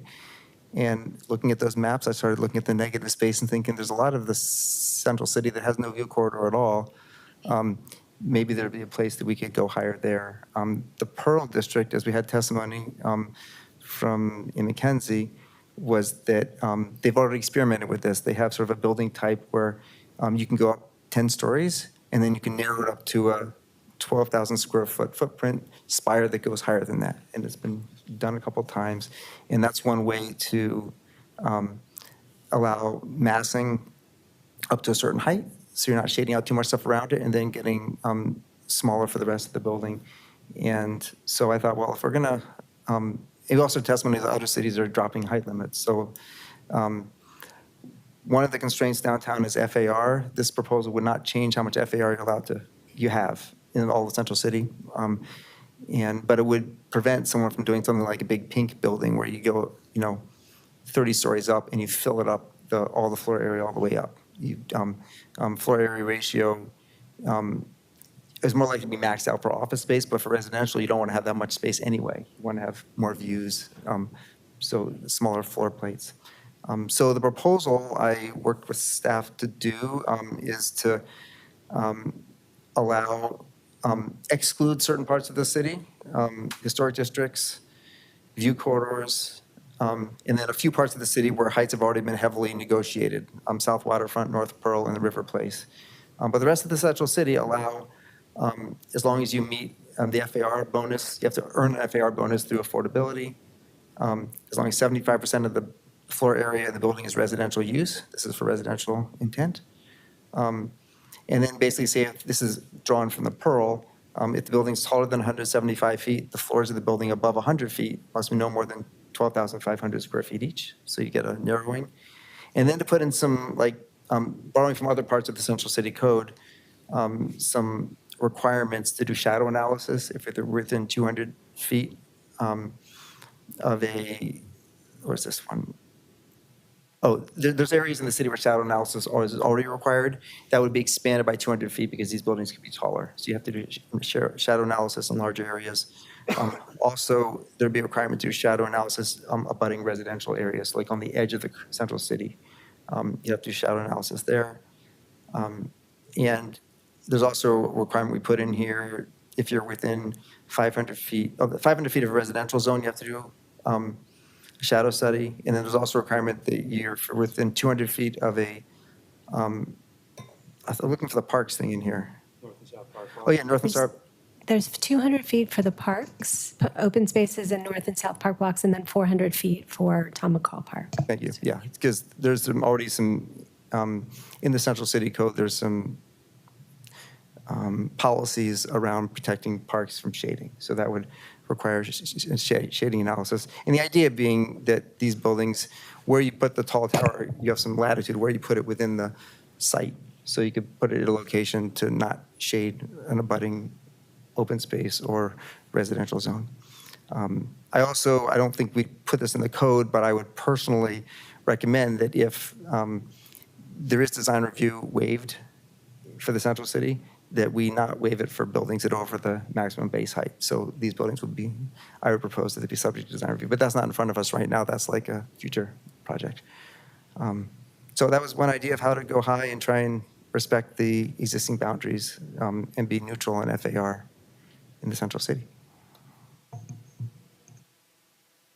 The one thing I just would like to add to that, apologies if that was a lot of things that to make this up here, to put this one together, but I want to make sure that we also call out that there's a threshold. There's the public benefit threshold that if they choose this track, they're eligible for it by still, they have to earn an additional 1-to-1. And that could be through paying into the Affordable Housing Fund or, one of the public benefits that's listed here. So in working with Commissioner Spivak and putting this together, and to Troy's initial presentation to you, we really tried to take a look at how we've set heights in the Central City historically and the policies that guide that. And we looked throughout the entire section of our height standards and code to pull a variety of sections that we feel with in crafting this standard, the subsections of the provision that we feel would probably still need to be added to continue to meet policy without changing policy. I would just like to quickly add, I mean, I thought we were going to show the code language, so let's go ahead and just show that really quickly, because, so you can see the exact code language, and I think the public benefit requirement still adhering to the same kind of intent of providing public benefits in the form of affordable housing or whatever public benefit before you can access additional height and FAR is built into this proposal. So let's just take a quick look at that for everyone's understanding, because that slide summarized it, but didn't summarize every aspect of the code, right? That's right. Yeah.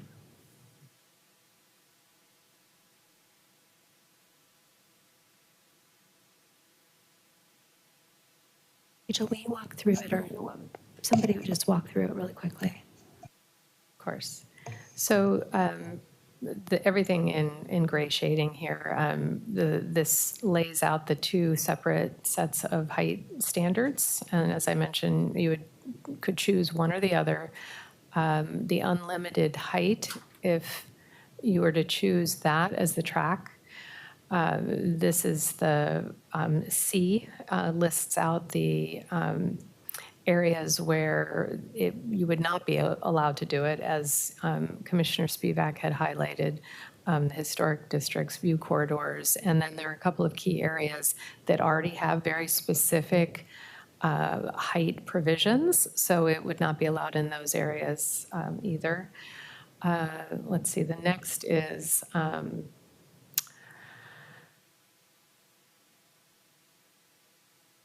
sorry, you continue. I was looking at the one section up above here. Yeah, I just want to make sure that, so adjustments would be prohibited to this section. And this, to Patricia's point, the proposal must earn an additional FAR of at least 1-to-1 through the use of one of the FAR bonuses or transfer options. And so those are listed here. So that's the, we didn't, and Commissioner Spivak did not want to lose the public benefit aspect of this for this particular track. At least 75% of the total floor area is in residential use. That is also an element of this particular provision. So I guess that is different from, you have the two tracks, but if you're going to use this provision of the, or this track of height, you are going to also have at least 75% of the total floor area in residential. There is also then the remaining, I'd say D, E, and F here are the, or E and F are the provisions related to the shadow study. And this is pointing to existing maps. We have, if you're a piece of property, if you're near an open space on the east side or the west side of that open space, there are different shadow study provisions that apply, and those are spelled out here. We didn't create new provisions for a shadow study. We took what already exists in the current zoning code for the central city. So we wanted to make sure that we were hitting the same days per year, the same times, and then we just continue to add them here to meet that policy guidance on not wanting to shade open spaces. Letter F is what Commissioner Spivak had referred to. I think this one is borrowing also from not wanting to shade residential zones that are outside the central city. We have policy that we do often, our heights tend to, they do step down to adjacent outside of the central city residential zones. So we wanted to maintain that here as well, that shading study would also need to be, shadow study would need to also be done to not have a negative impact on adjacent residential zones outside the central city. And we have added Tom McCall Waterfront Park.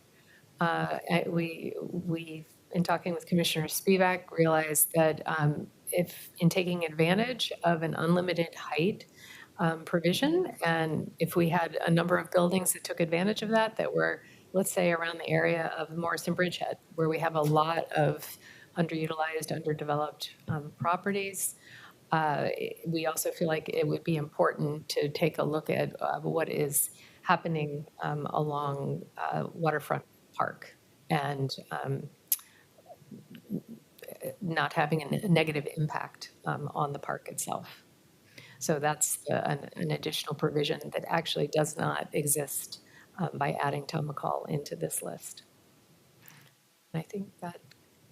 I'll just note, thank you so much, Rachel. I'll just note that I think we didn't just highlight again C, provision C, if you could scroll up to see provision C. That's the provision that Commissioner Spivak or Vice Chair Spivak was mentioning that requires that sort of narrowing of the tower as you go above a certain height. So that would be, so all of these things would be essentially the criteria for being able to use the unlimited height provisions. I guess this is a late question for staff on that C. I wonder whether I created a loophole I didn't want to. There's a few places in the central city where the bonus height limit is 75 feet. Most of it's 100 or more. Southwest of the Morrison Bridge is one of them. I think that this might suddenly say you can suddenly go up to 100 instead of 75 for the full mass of the building. If that's the case, I would be game to amend this, adding code complexity to cover a small situation, so I don't know if it's worth doing. But we could say that that is, if the building is taller than 175 feet, then the floors of the building above the lesser of 100 feet or the highest use area, the highest allowable height, can't be no more than 12,500. Does that make sense? Like there's a small place within Central City where you can, the intent of this is that you can't do a full big building massing higher than 100 feet. In most cases, that's well below the height limit for the zone, but there's a few places where you can only go 75 feet as a height limit, yeah. Vice Chair Spivak, if I could just offer a thought, which is I think those eventualities are pretty small. I don't know that I would complicate the code by adding that, quite frankly. I also think that, people still have the option, they'll weigh which path is more beneficial to the overall proposal of the project. And they may, in that instance, I don't know, choose the other path, or Well, I think- maybe in that case, they would want to choose this path. But think they're all they have historic. other provisions that they have to adhere to as well. I think they're all historic districts, and they wouldn't be subject to that. It could be that provision that's the anyway. case. That's, Okay, that's then where it's not we an leave issue this. then. Yeah. Okay, then I would make this, unless we want to digest this one too, which is fine, I would make an amendment proposal to adopt item 2 on the screen. I will second. Further discussion? Question, Commissioner O'Meara, for the record, why the heavy emphasis on residential? Is that just tied to a lot of the vacancy dynamics in office, or what was the rationale behind limiting this to residential predominantly? I don't feel that strongly about that. I think this building type sort of calls out residential, but this is picking up on, what was it? There was another project we did where we said it had to be 75% residential. The one that expires in 2032. It's to support housing production in general. It's just, it's like, it becomes another incentive for housing projects, and in the vein of wanting to advance housing projects. If we allowed office and commercial, is the sense that it wouldn't be as much of an incentive to residential housing? I think the motivation for this project is to legalize more housing, mostly. And so this is sort of in keeping with the Incentivizing, intention, right. incentivize Okay, more housing. thank you. yeah. I'm trying to understand what flexibility or new outcomes this unlocks that aren't already available. I guess specifically the housing adjustment compliance project, because there's currently no limit on the height adjustments. So this is like one more tool in the toolkit. It is complex, which isn't, sometimes that complexity is needed to get it right, but just trying to follow this and thinking about what it's adding to the code and how it's distinct from these other options that exist. I think mostly it doesn't expire. That's part of it. The other one expires in 2032, I think. And allows, without letting someone have any FAR, any more FAR. It's sort of acknowledging that our FAR system right now is, you can pack a lot of FAR into a site through transfers and stuff up to the building height, but residential buildings don't work that way when you just have really a tall, large footprint building. So it allows people to groom their FAR for taller residential use, which I think is helpful. But it's mostly to not have it expire. And I think that this housing type has been built a couple times before in the Pearl, and it should be allowed more through more parts of the central city. The other thought I had is that, as Saf was pointing out, that we've got certain parts of the central city, like along the transit corridor, the bridgeheads, where we've allowed taller buildings. But what if the market wants to put it somewhere else? And I was trying to think where else. I don't know where the market would want to put that building, but this would expand the option as long as it sort of fits this sort of format. Yeah, I guess, 6 years feels like a long time, but in order for something to actually happen by then and get entitled by then, it should probably get going in the next 2 or 3. I'm feeling a little wary of taking on something like this when the future of design review is, I don't know, as unknown as it is. Like, it just seems like maybe waiting until that expiration is a little bit closer and seeing what has come out of the housing adjustment compliance, if anything, and reacting to that. I don't doubt that there's many good suggestions in here, but like the 12,500 square foot floor plate, like why that number, and why not like 15,000 or what?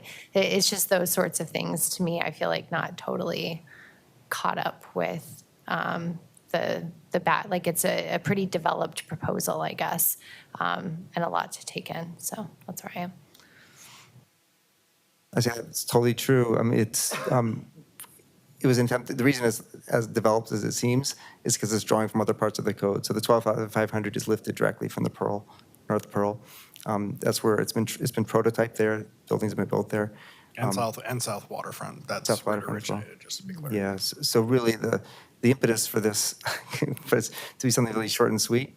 But then I started realizing, ooh, this stuff shows up in many different places. The shadow studies, for parks, for abutting residential areas, and so I've tried to generally make the code shorter and sweeter. This is not an example of that, I'll just say. But then to put protections on it, so it was something as substantial as allowing unlimited height would have some guardrails on it, drawn from other parts of the code.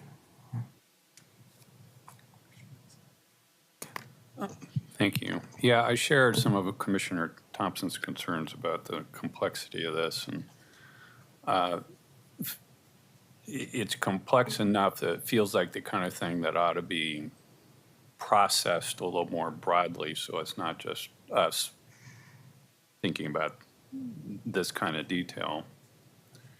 I have a couple questions. Is there a map that you've developed that shows where you could actually do this? Because there's a whole long list of exceptions, so it's really hard to tell where, what the impact would be in the central city.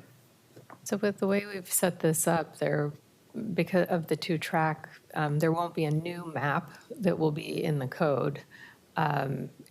We've used code language to set the restrictions on where it can and cannot be.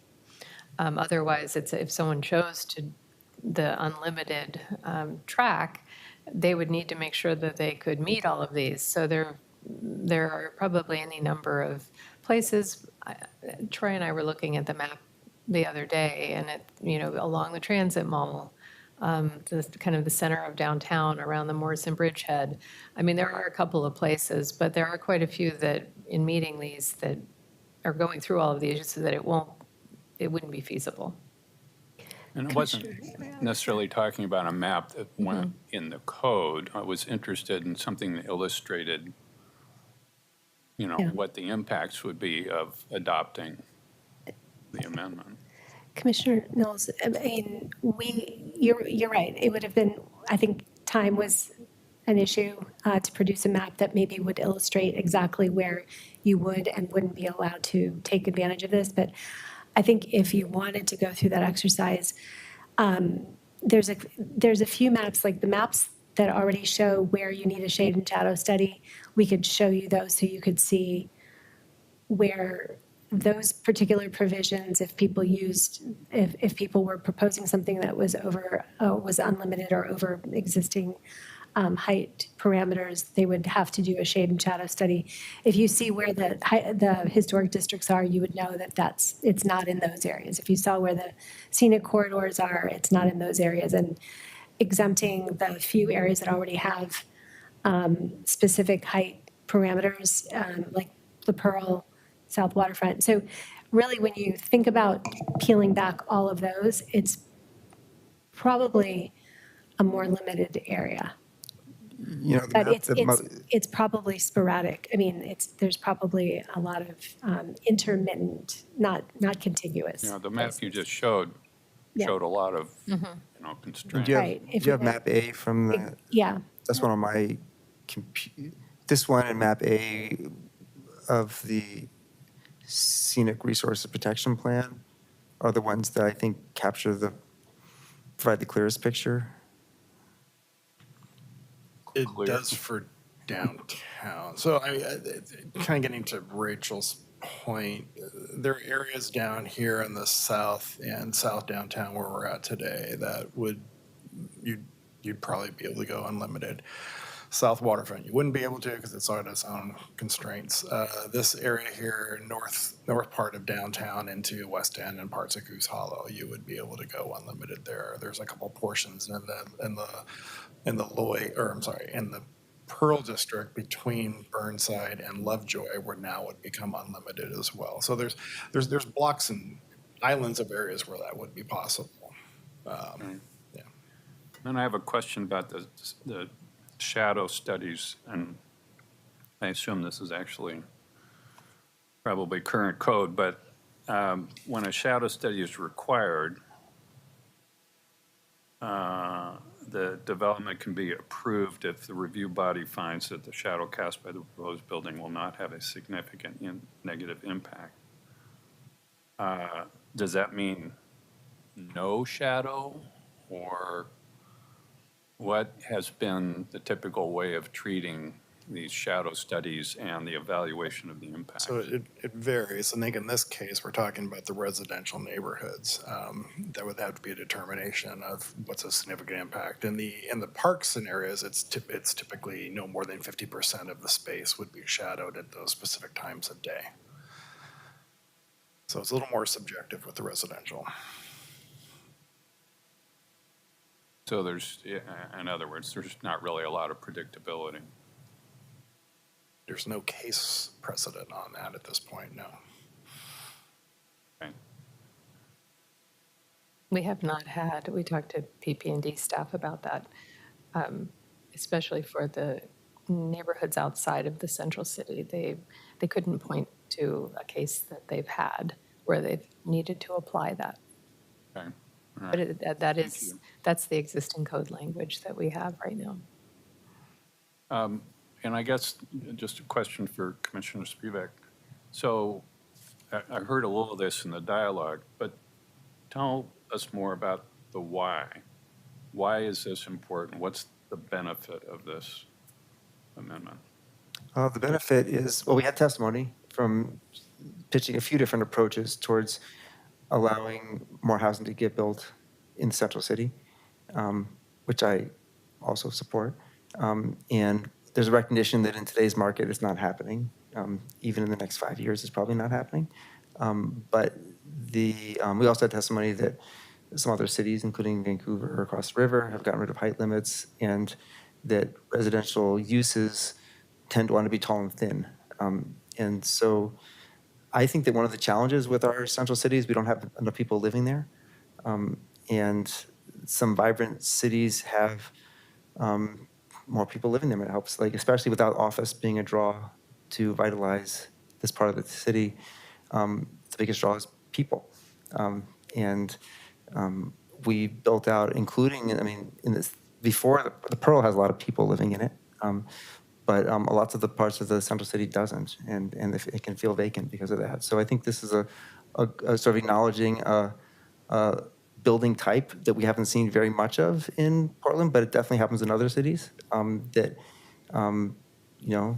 a squat building for 5 to 10 stories and then become a needle tower, that's get built in a lot of places. And I thought that it would be helpful to legalize it here. And I also think that I'm kind of a believer that skylines evolve. I'm not a big fan, as you could tell, of a view corridor, of seeing a skyline. I think that they change over time, and I hope that ours changes too. And I think that we will be here for the vote on whether design review gets waived from downtown, and whether it would apply. I would not waive it for tall buildings like this, and I think we'll be here for that vote. So that's. But yeah, I think that I care a lot about what the central city looks like on the ground level, and I think that I'm fine having it go taller than it has been so far, with guardrails. So that's why there's a lot of guardrails in this. Agree that we need more housing downtown, without question. Is there documentation that height is the constraint in our getting more housing? How does this change that? Yeah, we heard from staff presenting early in this project. They showed graphs of how many projects maxed out their height. And I think the word I got from staff is that not that many, but I thought it was sort of like 30% or something like that, which, how many? It felt to me like there were real projects that were bumping up against the height limit, even though not all of them do. Maybe not most of them do. Yeah, I'd have to check back on that number for you. And I think just to, I think partially also respond, I think some of the analysis we showed at the work session, we did some work with Eco Northwest that looked at the benefits of increased heights, and there's a return on investment as you get taller and reach that 325 and above. So that was part of our rationale for choosing the height increases that we did through the proposed draft. So I think that Commissioner Spivak may also be referring to some of that, some of those comments, and Eco Northwest suggesting that increased height also is, it's not going to work for everybody, but certainly if you have the FAR, there is a lot of unused FAR that we have within the central city, and we have a transfer system. It can work in many cases. Okay, let me just conclude and say where I think I am. This is the kind of, it's a pretty complex proposal, and I feel like it's the kind of thing that would have benefited by being in a staff draft circulated to people in the community who are participating and watching what's happening with these amendments. So I'm personally not comfortable supporting it right now. If it came back after some process, that would be a different question. Thank you. Commissioner Spivak, can I just answer your question? I was looking back at the presentation where we talked about the analysis that was done that shows what the average height and FAR utilization has been in the past, looking at, I think with height, and Troy, you can correct me, we're looking at projects from 2017 to 23, and only 33% of residential projects were even constructed above the maximum base allowance. True. Let alone the bonus, the maximum bonus height. So that's just to give and I think it was about, tell me, Troy, I don't know if I'm citing this correctly. I'm looking at the presentation that's online. Above base height. I don't know that we have particularly for the bonus height, but if you have information on that, maybe you could provide that. So it was roughly 50% used it and the other didn't. So I mean, if you don't earn the FAR, you could earn the FAR bonus and then you get the height automatically. They didn't always use the height. Was the And what I'm thinking in my head is that, emphasis on that? Yeah. well, yes, they didn't use it, but some of them, a third of them did go over the base height. I mean, it's as an average thing, buildings will not be assault, but if there's some buildings that do want to, some buildings apparently did want to go above the height allowance. And those are the buildings that I'm interested in. Can I clarify for our understanding and the commission's understanding that this unlimited height proposal would be for the maximum bonus height, correct? That's correct. Yeah, so there's still opportunity, obviously, to exceed under current rules, just to clarify. There's ability to exceed the max base height up to max bonus height. And then this unlimited provision would apply to the sort of envelope of the max bonus height. Or the ceiling, I should say, maybe it's a better word. Well, I think of it more as a totally different track. Like this is one track is you're capped at 100 feet for the full floor plan, and beyond the 100 foot, you can go as tall as you want. The other track, there are some parts of the city where you can go 300 feet tall. In those parts of the city, you might not want to use this provision because it limits your FAR effectively. Like you could go, some parts of the city, you could go 300 feet, full block, like Big Pink style. So you pick between those two. And I guess the process, I mean, I think it's a good point on process. This is a complicated proposal. It came out of public testimony, and I'll just say the city, there'll be two more bites of the apple on this project between now, because it'll go to city commission, city, I assume, whatever the current land use subcommittee is of city council, and then full city council. So there will be more chance for people to look at this if we decide to adopt it. I'd certainly be interested in knowing what the design commission had to say about this. But because it But you're right, wasn't- they didn't get a chance on this. That's Yeah, right. because it wasn't in the draft. Right. It would be in the recommended draft if adopted. A reminder that we are in process with a proposal and we are in discussion. Other discussion?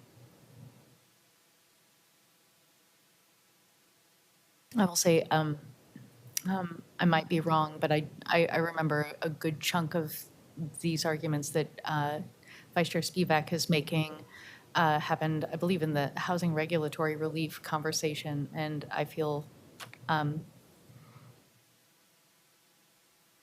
say let's try new things. So that's where I'm at. Are we at a place, do people feel that they have the information and that they need in order to be able to make an informed vote? And bring in, so I can see Commissioner Alvarado. Okay, and Commissioner Brandon has stepped out, so she will not be voting on this, but we retain quorum. So Autumn, if you could call the roll. This is a vote for Amendment 2, Spivak. Commissioner Alvarado? Aye. Commissioner Ames? Aye. Commissioner Knowles? No. Commissioner O'Meara? Aye. Commissioner Pollock, excuse me, Vice Chair Pollock? Aye. Commissioner Thompson? No? Vice Chair Spivak? Aye. And Chair Routh? Aye. Thank heavens, it's not unanimous. Thank you. And the vote passes with 6 yeses and 2 noes. Okay. Thanks, team. Moving on.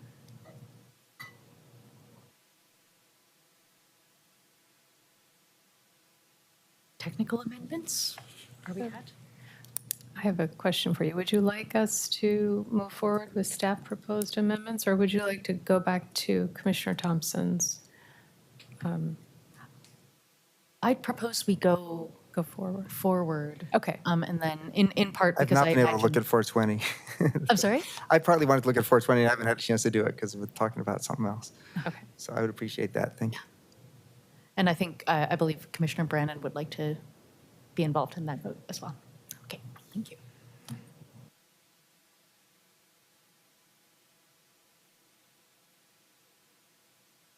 Okay, as soon as the PowerPoint comes back up. Y'all have been in hot seats for a couple of hours. Do we need a few minutes to wiggle, or are you good? I think we're okay. Okay. I mean, we could go through these next two. These are too technical, and we could always we'll revisit that. Okay, great. Shannon says, let's wiggle in place. Okay, great. Okay, so we have 2 staff proposed technical amendments. The first is a temporary surface parking amendment, and the second is a technical amendment on a figure that's based on the river setback encroachment. So let's go ahead forward. And this amendment, as you may recall from the work session, we wanted to revise the proposal for the temporary surface parking to be more clear of where the temporary parking could take place. And this is a good picture, I think, that Troy had shown at the work session. This is an example of there's no development, it's a cement pad. It's not paved, it's not gravel.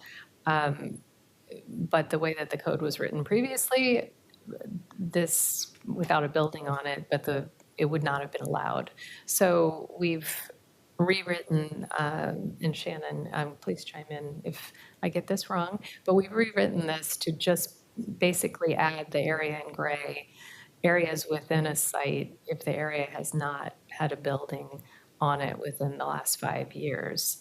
So it's just as making more simply, it doesn't use the word vacant. It doesn't, I mean, we're just adding, it's broader, but it applies only to vacant sites. And I think the key here is that it has not had a building on it within the last 5 years. We didn't change that piece. So that's the only piece that has changed from the proposed draft, and we're offering as a staff technical amendment.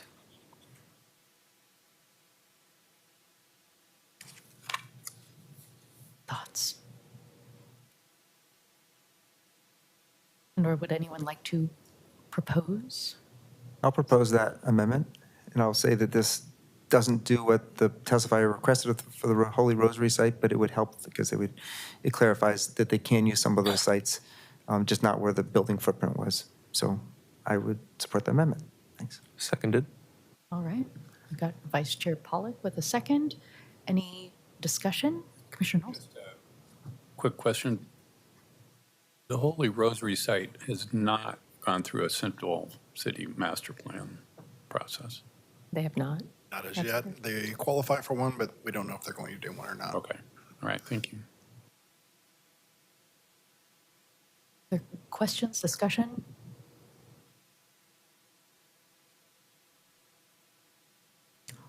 Okay. Autumn, would you care to call the roll on amendments? This is a vote for technical amendment 3, temporary surface parking. Commissioner Alvarado? Aye. Commissioner Ames? Aye. Commissioner Knowles? Commissioner O'Meara? Aye. Vice Chair Pollock? Aye. Vice Chair Spivak? Aye. Commissioner Thompson? Aye. And Chair Routh. Aye. The vote passes with 8 yeses. Right. On to 4. Okay. So this is an amendment to, this concept already exists in the zoning code. So this is not a new allowance. It's just updating a diagram that within the proposed draft, we had failed to include this graphic. And the change here, it was simply, again, on an existing figure. If you'll note on the figure, it had 50 feet. We needed to add the proposed other setback of 25 feet. So again, just in this is just a concept that already exists. We're not this encroachment idea. So it's just that we failed to include this in the proposed draft. And I'll just add that this is a figure. It is showing how a regulation applies. It is not the regulation. The regulation allows the 25 feet, but it would be confusing to have 50 in the image if the words say 25 in some cases. Chair Routh, can I make one additional clarification, if you don't mind? Just want to point out that this was an omission from previous materials. If, when the commission starts to consider the next batch of amendments that are related to the waterfront, if the setback changes yet again, then this image would have to be superseded by an image that would demonstrate the different setbacks. So it would, just wanted to make sure that that's clear. Yeah. Commissioner Thompson. I guess I missed this until this diagram was included in the memo, but there's a 5-foot encroachment that is allowed. And so if the forthcoming amendment to reduce along the seawall the setback to 15 feet, there could be certain points at which there's a 10-foot distance between the seawall and a building facade. That's correct. Okay. Can I add a little more color to that? So yes, that is correct and that exists today. But my understanding, and staff, please correct me if I'm wrong, you would have to make an equivalent increase in the setback in some other areas. So say, just for very simplistic, like a simplistic example is if you use this 5-foot encroachment to encroach into whatever the setback is, 5 feet for a distance of 10 feet, then you'd have to increase 10 feet of setback somewhere else. So it's really just, it almost serves as a little bit of an averaging, if you will. Yeah, okay. I'm a little concerned about just like the cross section or the street section with different types of transportation and people on foot and cyclists and the number of people moving through and having a pinch point that's potentially only 10 feet, even if compensated elsewhere with a little bit more give. That seems like not enough room for the sort of activity that we might want to see along the seawall. Well, I think it's proven its point that this is a valuable technical amendment that offers clarity to our other deliberations, which are forthcoming. Yeah, because this amendment only addresses the 25 feet that's already in the proposal. Does everyone feel ready to vote? Are we not going to land the setback question first and then come back to the diagram so that we can actually vote on what the number should be? Because right now, if it would be updating it from 50 feet to 25 feet, And so we would have to potentially come back to amend? well, the other diagram is in the other amendment that would, so this was, as Patricia noted, this is an omission. This applies to this should have been in the proposed draft, and it wasn't. So we're just correcting the figure to reflect the 25 feet that's currently in the proposed draft. When we get to, as Patricia was mentioning, there's amendment number, I think it's the next amendment, number 5, that talks about the next setback reduction, the further setback reduction. It has another version of this map. However that amendment moves forward or not, we have 2 versions of this that apply for each. Is that? Okay, I was hearing in yours an order of operations question. We've more complicated. Yeah, well, Yeah, This is just for the figure. this is just for the that's figure. right, just for the figure. Okay, ready to vote? You good? Okay. Technical Amendment 4 for Figure 475-2, Commissioner Alvarado. Aye. Commissioner Ames. Aye. Commissioner Brannon. Yes. Commissioner Knowles. Commissioner O'Meara. Aye. Vice Chair Spivak. Aye. Vice Chair Pollock. Aye. Commissioner Thompson. Aye. And Chair Routh. Aye. The amendment passes with 9 votes.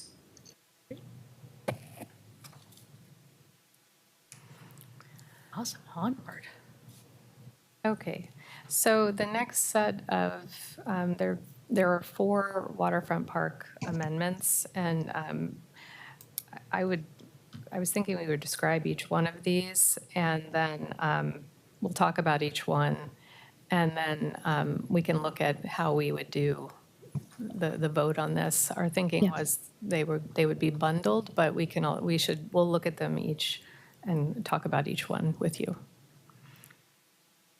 Okay, so first I just wanted to step back and just as a reminder, the proposed draft proposal is currently, we expanded some uses within the park as part of the proposed draft, allowing commercial outdoor recreation and major event entertainment uses outright. They were previously a conditional use for the outdoor recreation and prohibited for the major event entertainment. Also in the proposed draft is an increased allowance for retail sales and service within the OS zone.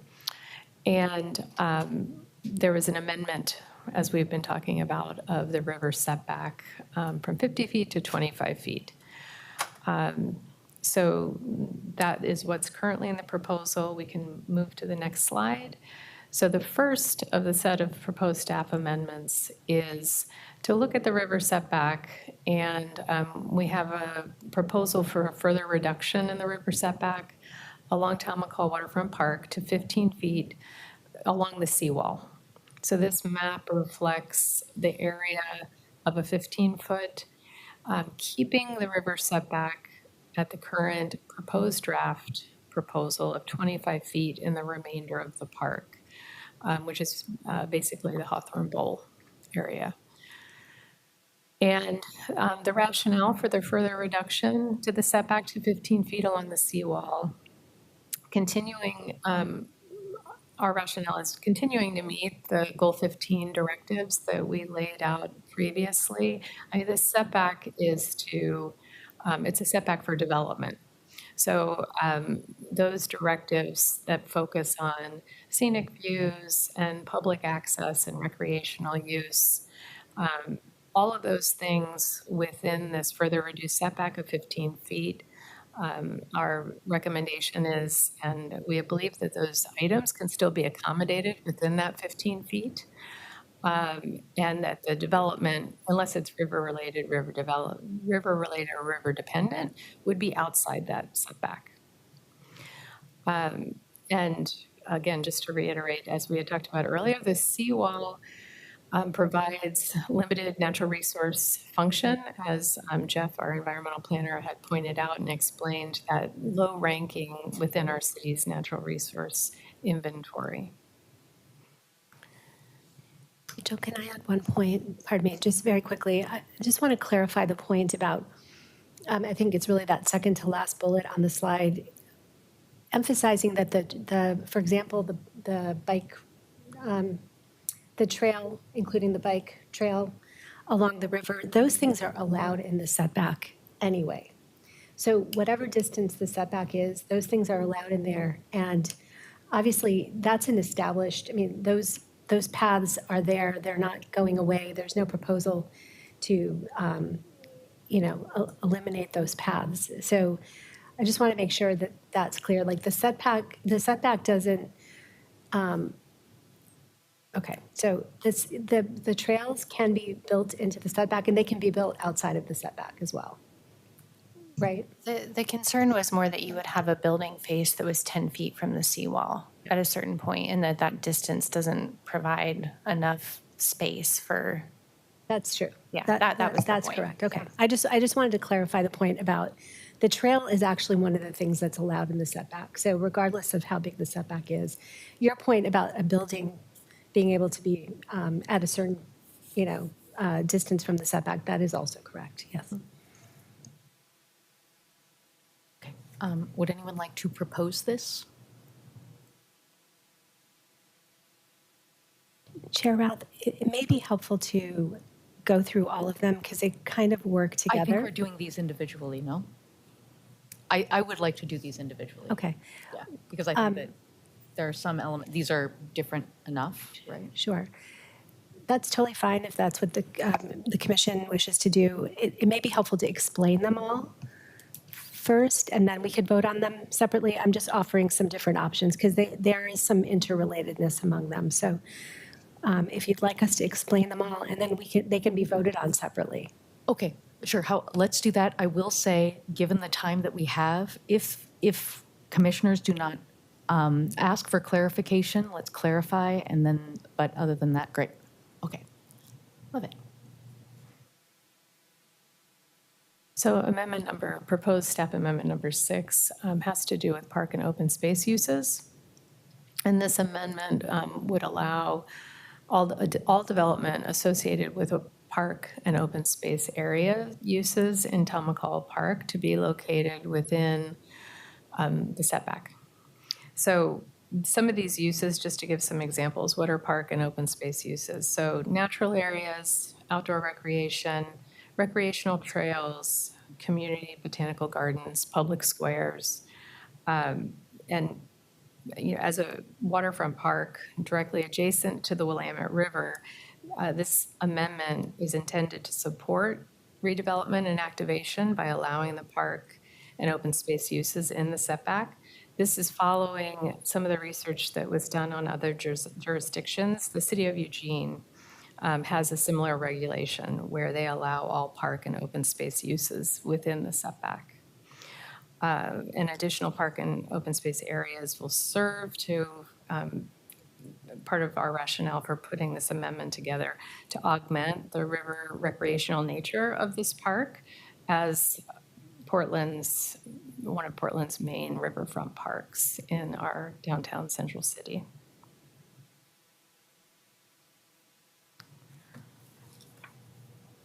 Okay, amendment number 7. This amendment allows an applicant to go through a land use review and submit supporting evidence to demonstrate that a development is river dependent or river related. And I think this was Commissioner Thompson, you had asked a question about this earlier. So many cities along the Willamette rely on state definitions of river-related and dependent, and as noted earlier, require review of development to make this determination. So this amendment incorporates a new criterion into the river review process. So the existing river review that we have in our zoning code, it adds a new criterion to provide a mechanism for determining whether a development is river dependent or river related. And it's important to note that this process will allow applicants to appeal a decision to a hearings officer, and that offers a local appeal process rather than just going straight to LUBA.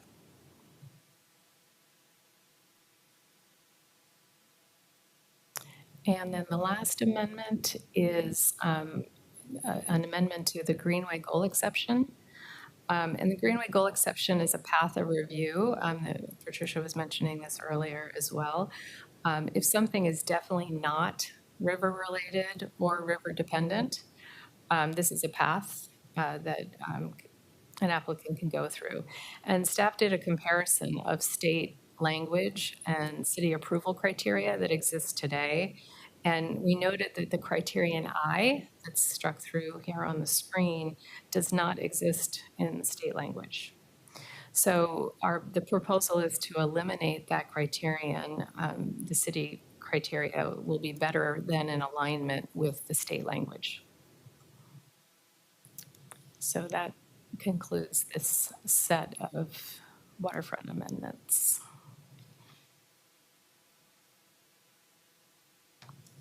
Okay, to 5.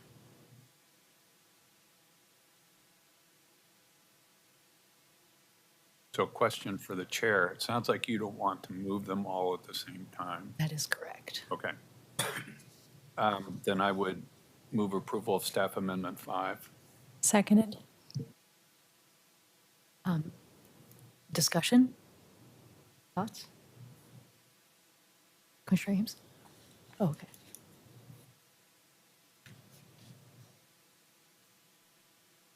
Should have? Okay. Yeah. Yeah, I guess I was just, I mean, I'm curious about the 10-foot encroachment and if staff feel confident that that's enough space to accommodate all of the activity along the seawall.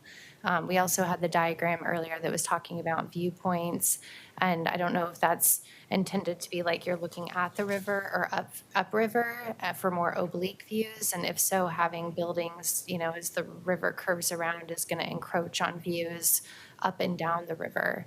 I'm not totally sure what the height limits are, if it's 1 foot of height per foot of setback in open space zones. So if it would be a fairly small building at that setback. Those are all questions I have. It just, where is this coming from is sort of where I'm at. Those are very good questions, Commissioner Thompson. And I think that in terms of that encroachment area, I mean, the trail currently along Waterfront Park is 15 feet at a minimum, and it goes as much as 25 feet for certain plaza areas and benches. So I think that, as Patricia was pointing out, in areas where if there was an encroachment to that 10 feet, that has to be increased in set further back in another area. So it's offset. It would have to be offset. That couldn't be done across the entire, that encroachment could not be done across the entire area. The image in my mind is like the Powells, crossing at Burnside. It's like a lot of people, not enough space. It's not great, especially when you have people on scooters, bikes, whatever. It doesn't matter how long of an expanse it is. It's if they're converging and there's not enough room to maneuver, if there's limited visibility, that's a concern for me. And then I think on your point related to the height and the depth, I don't know if Shannon, you have a comment that you would like to make on that particular. I've asked Shannon to just try to tell us what the allowable height is.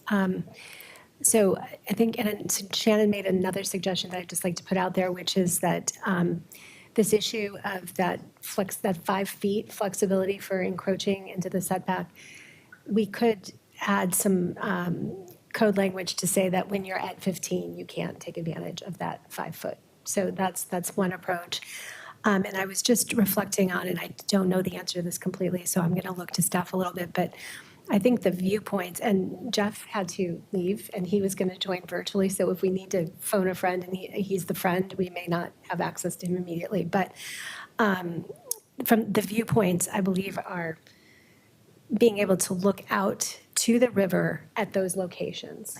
So I think, to your point, Commissioner, there'd be some analysis of the actual siting of a building so as to not kind of, allow for a view cone, if you will, from those locations. And the height limits in Waterfront Park are 35 feet, both base and bonus.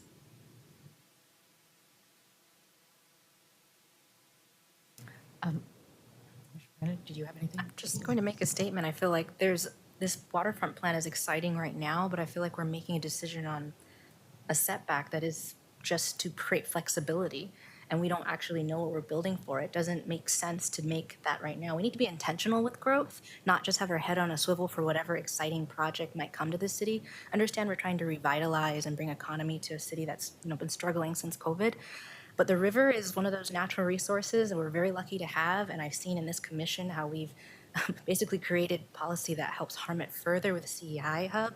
We have helped, but not to the extent that it could have. I'm not going to do that again here, and I feel like we need to be really intentional about how we develop, not just at any given point. It was 50 foot at one point, now you're asking to go 25, 15 now. It's a very slippery slope. So. Right, Vice Chair Spivak. And then I'd like to put myself in queue. Yeah, I think that I'm thinking about transportation now, where 15 feet seems narrow because it's not just pedestrians, it's bicyclists too, going both directions. Now, this could be addressed through a large planning where the bikes and peds go not just along the wall, but somewhere else, but we don't have that in front of us. So currently the route is along the wall, and this is a case where I'd rather see, I'm sure it's possible to have some plan where something is within 15 and 25 feet of the wall, and there's an alternate route around it that works well for bikes and peds, but we don't have that in front of us right now. So I'm kind of feeling like cart before the horse on something like this, and I would be inclined to give the designers the latitude to provide a really great design that addresses the needs of people moving around through the space, and maybe not put something on the table more than we want to offer, because they might not provide another way of getting around. Isn't there a bike path on the entirety of NATO that's cordoned off from vehicular traffic? Even though people ride their bikes down there, there's a... Yeah, they finally existing dedicated that infrastructure lane. for it. Yeah, that's true. Mm-hmm. I'll just say I'm in close to violent opposition to this one, and that was why I wanted to take these individually, because for the similar reasons, to take down to 15 or to 10. I understand that there's a bike path along NATO through Better NATO. There's just so many interactions, and there are few places. It is a precious area to be biking with your kids, if you're walking along, or strollers, and to go from 15 to 10, especially if some of that use was to have a queue, that just functionally bottlenecks that area. I also think that there are some times of day and some crowd sizes where that can create some tensions and potential to inhibit, to have a negative impact on community safety in terms of just that throughput and just exacerbating some of those interactions. So, I appreciate the work that's done behind here, but I'm just kind of hyperventilating just slightly at the thought of having to navigate with a couple of friends. And I will say also, it's also an area where people can walk 3 abreast. There are very few places where people can walk 3 abreast, just on a lunch And this is one of those very few places. Okay, I am done. Please. So, a question, I guess I haven't interpreted this as designing the path and the riverfront next to the seawall. I've seen this as providing some predictability for future design opportunities. And that's what I think is exciting about this reimagining the riverfront, is the opportunity to do something different, more active, but that doesn't necessarily mean that any of that transportation function or the path and all that goes away. In fact, I think it would be part and parcel of any future. And certainly the community and the park system are going to have a lot of control over what happens there. So I'm feeling like this is a way to provide some predictability in the design process, to give them some flexibility to think about other ways of doing things. Anyway, so I'm looking at it. Wouldn't the predictability to keep the same setback across the river at 50 feet? Pardon? Wouldn't the predictability be to be consistent across the river in all areas? Because right now they're requesting bringing it back 25 in one spot, 15 in another. That's not predictable. Well, the only place where it's 25 is just at the bowl, right? Yeah, I think that's right. Well, the proposal that's put forward right now is the 15 feet just along the seawall. Everywhere else at the bowl is 25. The rest, we're not touching any of the other part of the central city. It right now is still at 50. We're only, just Tom McCall. Duration, no. Right, Yes. that's right. You're right. We're just talking about Tom McCall Waterfront Park at this time.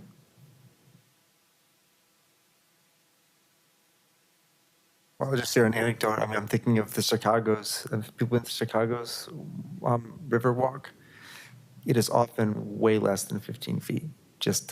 I'm remembering this. And I don't know if that's a cause for the buzz. It does get congested. It's definitely not a bike-friendly place, but it's an incredibly active pedestrian space. So I'll just share that. I mean, I think there are some reasons to have people be sort of jammed up with each other sometimes. But there has to be other modes attended to as well. So that's a case where it undulates a lot, I think, to how wide that space is. Sometimes I'm thinking about it now, sometimes it's probably like 6 or 7 feet wide.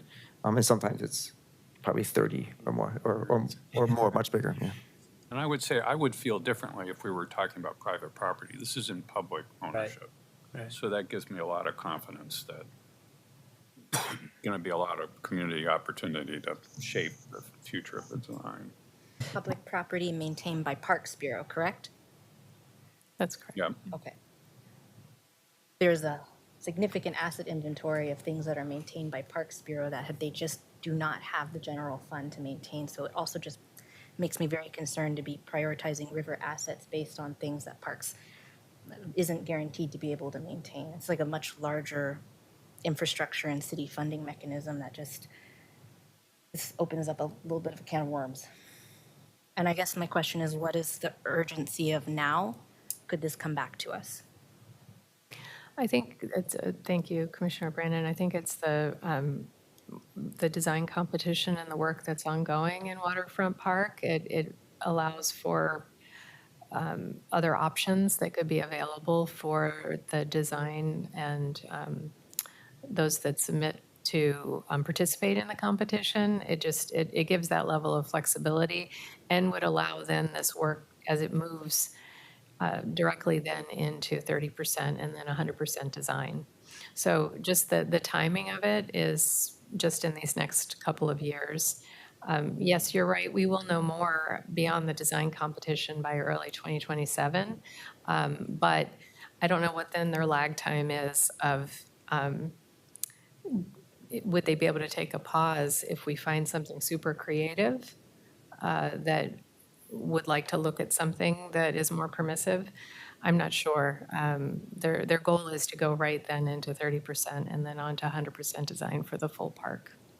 I'm not sure that other infrastructure would be able to move that quickly either, thinking of stormwater and there's actually not a lot of stormwater mitigation as far as like what we're used to seeing on bike paths and swales and things in downtown because it's been so congested. So that's one consideration. You've got sewer assets, water distribution mains.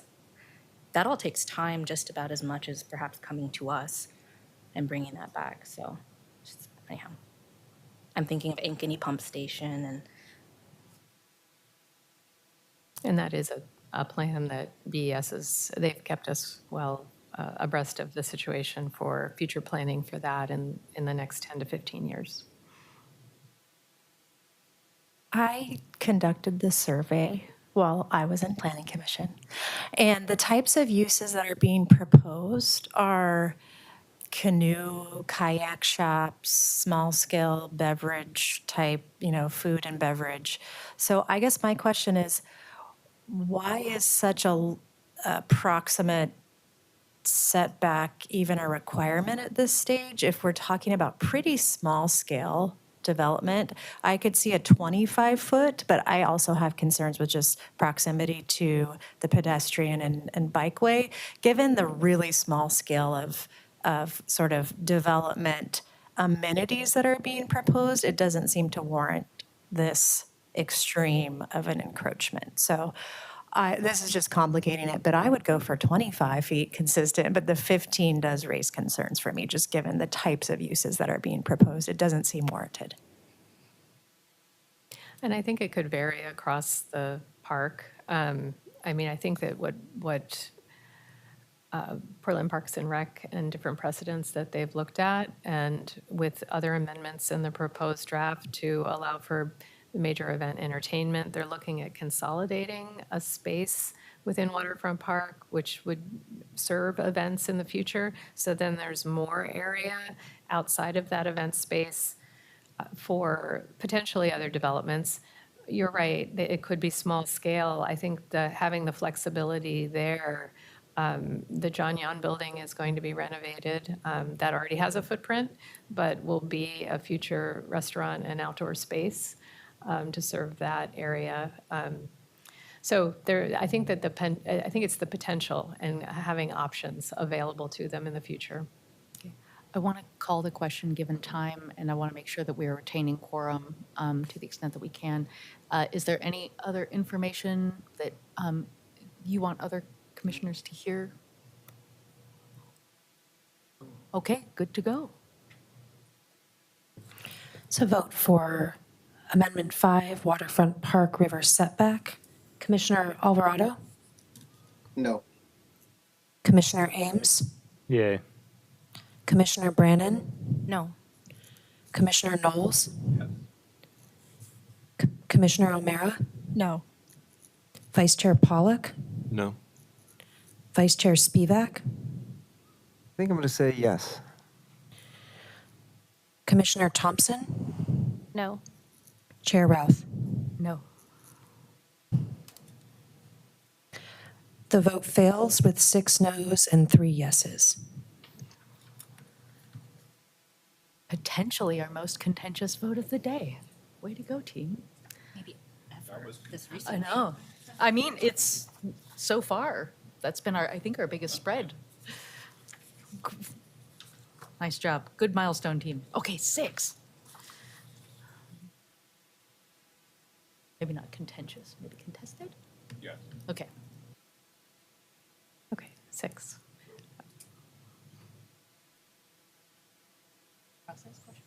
Process question. I'd be happy to move the rest of them unless somebody wants to feel strongly about voting on them individually. Okay, great question. Can we do 6 to 8? Or does anyone want to take any of those? The one that striked off about looking at other options. Which one? Is that 8 for I? 8. Number 8 is the Greenwiggle exception, the removal of a criterion. You want to take that? I think that should be separate just Okay. because it allows more alternative analysis for different design, which is, part of the design process. Okay, well, how about let's do them individually then? Sounds And then, like it, yeah. great, All right, I'll, good question, just to good get response. things moving, I'll Here we go. move Amendment 6. Okay, Second. okay. Knowles Ames, any discussion?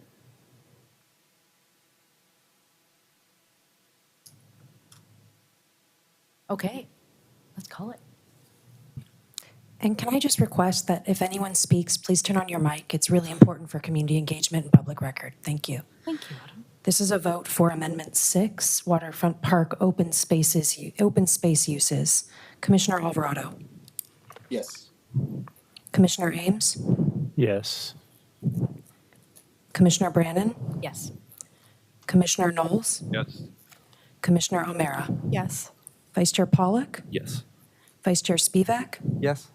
Commissioner Thompson, Yes. and Chair Routh. Yes. The vote passes with 9 votes. Okay, on to 7. River dependent related uses. Would someone like to make a proposal? I move for Amendment 7. Seconded. Okay, Commissioner O'Meara, Vice Chair Pollak, any discussion? Okay, Autumn. Amendment 7, Waterfront Park river dependent river related uses. Commissioner Alvarado, Yes. Commissioner Ames, Yes. Commissioner Brannon, Yes. Commissioner Knowles, Yes. Commissioner O'Meara, Yes. Vice Chair Pollak, Yes. Vice Chair Spivak, Yes. Commissioner Thompson, Yes. and Chair Routh. Yes. The amendment passes with 9 yeses. All right, on to 8. Would someone like to make this motion so that we can get to discussion? I move Amendment 8, Waterfront Park Amendment. Second. Beautiful. Okay, O'Meara, Ames, thoughts? Commissioner Brannon. This line item just reminds me of kind of the process that we do for a lot of design where if I'm going to cite something somewhere, I usually have, and it's close to nature or proximity, I have to say why I've put it there. And I've gone through a lot of processes to try and prove why I've put things there. And I think this is important to keep for the waterfront and meet our goals. So I will vote nay in that one for this.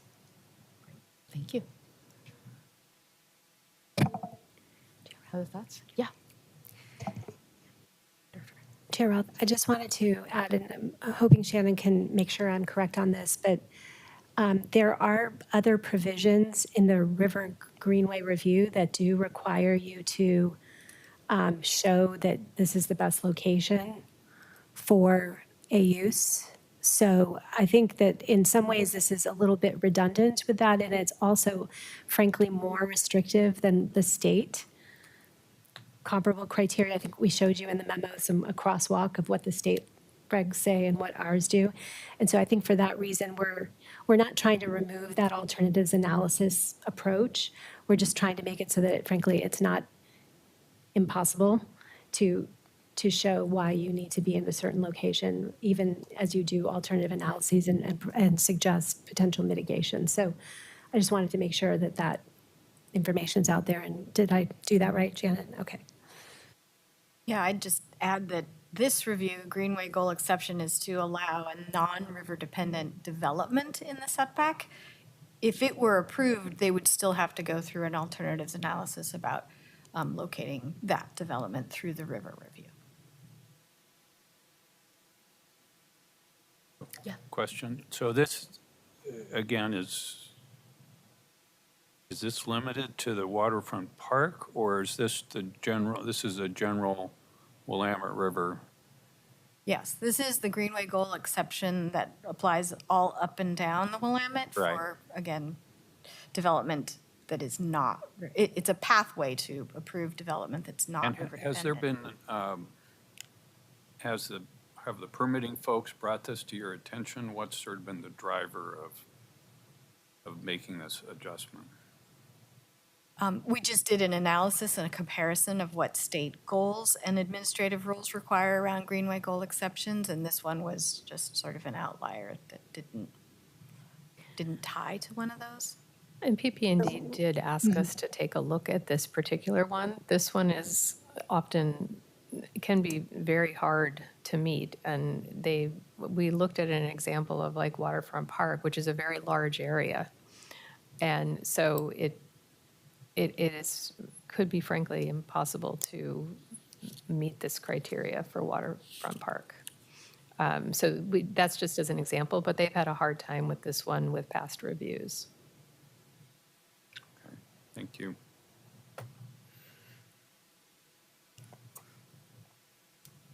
questions, thoughts? I'm just wondering if there, like, what is, to Commissioner Brandon's thoughts, what are the potential impacts to the rest of the Willamette River? Are there any development? This is I'm now externally processing. I'll stop. And this would be an amendment to the entire Greenway goal exceptions, not Yeah. brought about by a specific project. Okay. Yeah, same thoughts. Like you're changing a whole policy because of this one project. Yeah, I just quickly say that this was a criterion that has been discussed with PP&D staff as being kind of problematic in different contexts. So it's not just about this, what might transpire at the waterfront park. It is looking at the state law and our criteria and saying, you know what, have we interpreted the state law in a way that's kind of more restrictive than the state law would indicate? And I think we've determined in this case that it is. And so, yes, it applies more broadly than the waterfront park, but it is trying to make sure that we're aligned with the state regulations as it relates to being able to develop things along the Willamette. Is there an example of a proposal involving just a fill and not development? And then, are you aware of any? So the last time someone needed a Greenway goal exception, I think was the Selwood Bridge, and that probably involved fill to put in the new buttress, they probably had to fill in and then put the bridge, onto the fill. Okay. I guess I'm just curious why there's a distinction between development and fills. Like the Selwood Bridge is a development. Fill is in the definition of, so it's development, let me look it up, so I'm not processing externally.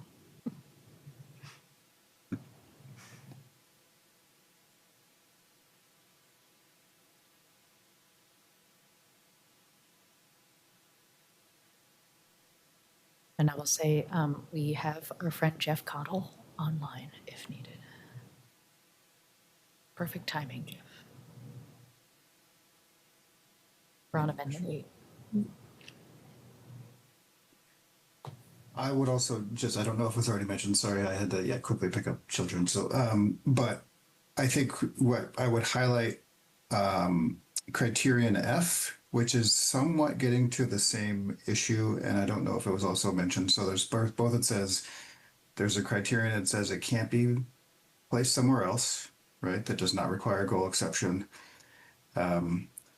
And also within the setback, we will always have the river environmental applied. And so there will be, as a part of that review that's associated with anything within the setback, or that might straddle the setback, if that was the proposal, whatever it would have to do an alternatives analysis to show that there was no other locations that would minimize the impact on the river environmental. And I looked up the setback regulation. It applies to development, fills, alterations, and excavations. So that's why the word fill is there, because all of those things have to be river dependent or river related in order to go into the setback.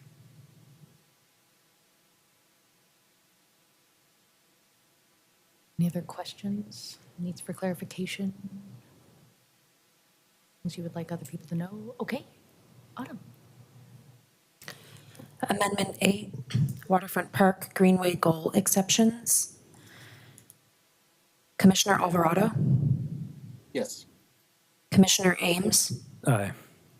Commissioner Brannon, No. Commissioner Knowles, Yes. Commissioner O'Mara, Yes.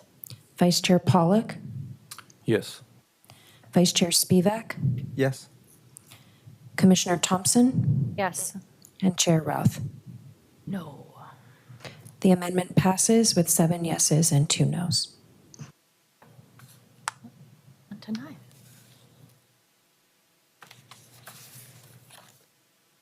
Okay. Or at least we have one more. Yep. And then we have the other one to go back to. Before we go back. Okay. So this final amendment is the map of the ground floor dwelling unit prohibition map that we talked about earlier today. And it is proposing to add 3 additional street segments. And I think, there we go. So this is the, we showed you the analysis on the previous slides that what's in the proposed draft now is what's shown here with the proposed additions of 3 street segments. And as Troy had described earlier, these 3 segments are areas where there was quite a bit of field work done as part of our Central City Urban Design Waterfront Study, looking at areas with active uses within our downtown area where there are low vacancies.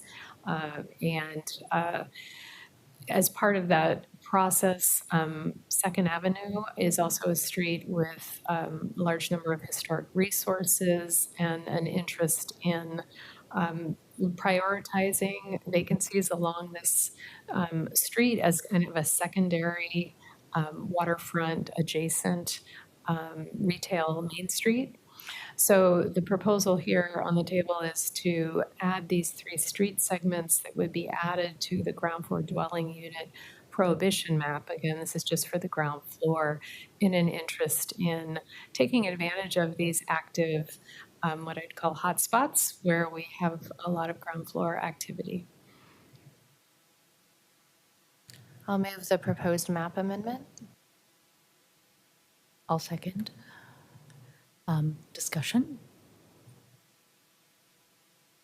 Is this for new, Commissioner O'Meara, for the record, is this for new construction only or includes conversion from commercial to residential? That wouldn't, the conversions wouldn't be impacted. This would be for new, New. Okay, thank you. right? Yeah.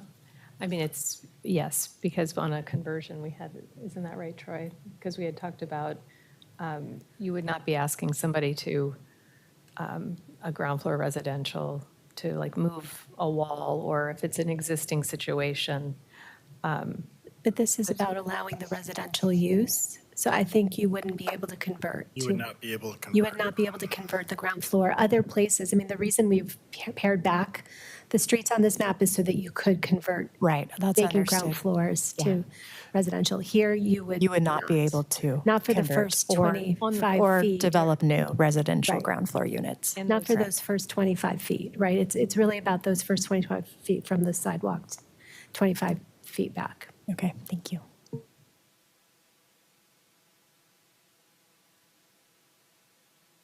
People feel ready to vote? Okay, let's do it. Amendment 9, ground floor dwelling units prohibition.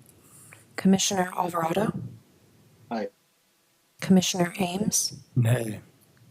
Commissioner Brannon, Yes. Commissioner Knowles, Yes. Commissioner O'Meara, Yes. Vice Chair Pollock, Yes.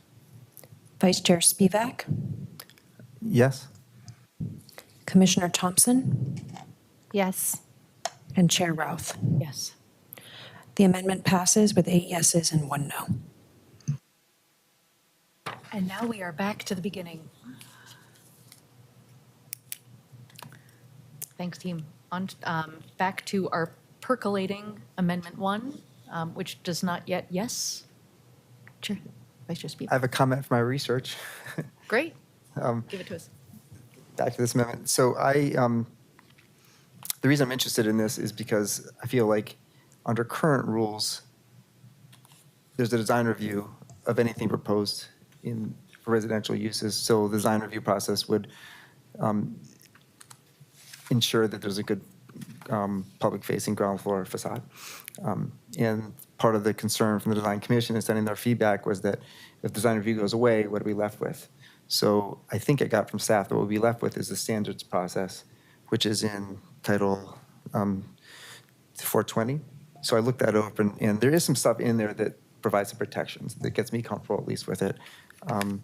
There's a system where, for those of you who aren't ancient like me, there's some things you have to do and some things you get points for doing. And you have to get a certain number of points depending on how large the building is. And of course, we don't know exactly how the city would implement this, but there are, for example, there's one PR 10 where you get 3 points, which is a lot of points, if at least 50% or 4, whichever is more, of the dwelling units on the street-facing ground floors of the building must have a pedestrian connection between the street and the main entrance of the dwelling unit. So it's kind of saying you have to have at least 4 doors facing the street. And the entrance has to be at least 6 feet from the street lot line.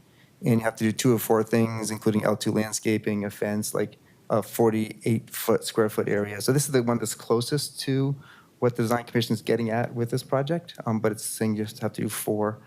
But there's other ones as well. There's requirements that the exterior finish has to be of certain materials, all projects, a certain amount of ground floor window standards. The windows have to have 3 inches of trim or be recessed back 3 inches.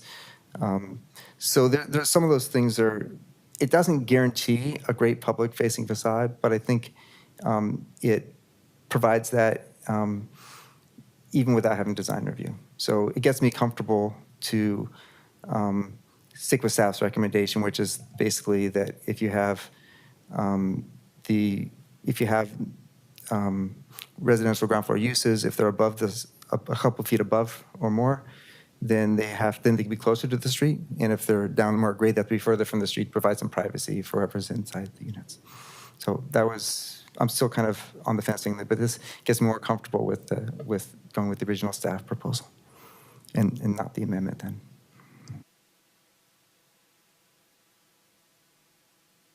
Putting myself in queue, I'm looking also at the amendment here. I keep coming back to hearing that like the minimum unobstructed area of 36 square feet is that something, I don't know if like removing that would help others or not. Commissioner Thompson, do you have thoughts?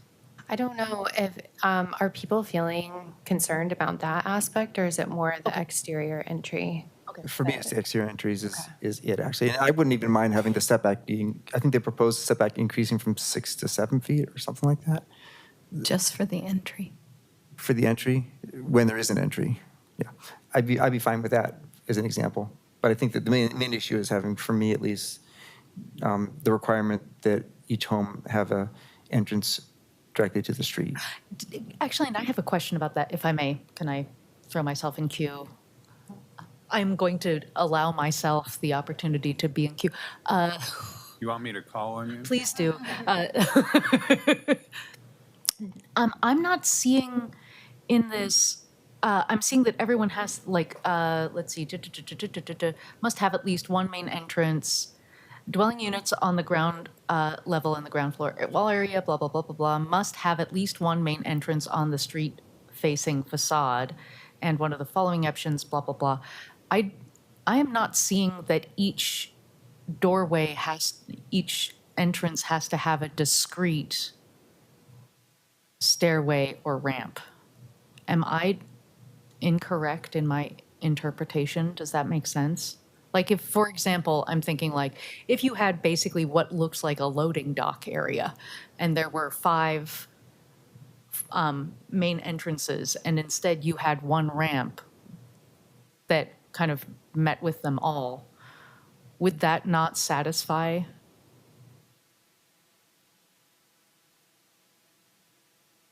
It does not say each. I'm not reading each. Chair Roth, are you talking about the language as proposed? The language as proposed. The staff proposal? That's correct. Because It's we're not.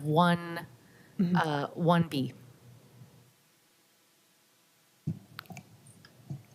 Reading it here, it says dwelling units on the ground level with ground floor wall area on the street facing facade of the building must have at least one main entrance on the street-facing facade. Right. It says one, it does not say each, Yep, you're right. And I just copied with the design commission. which I love. I'll just say.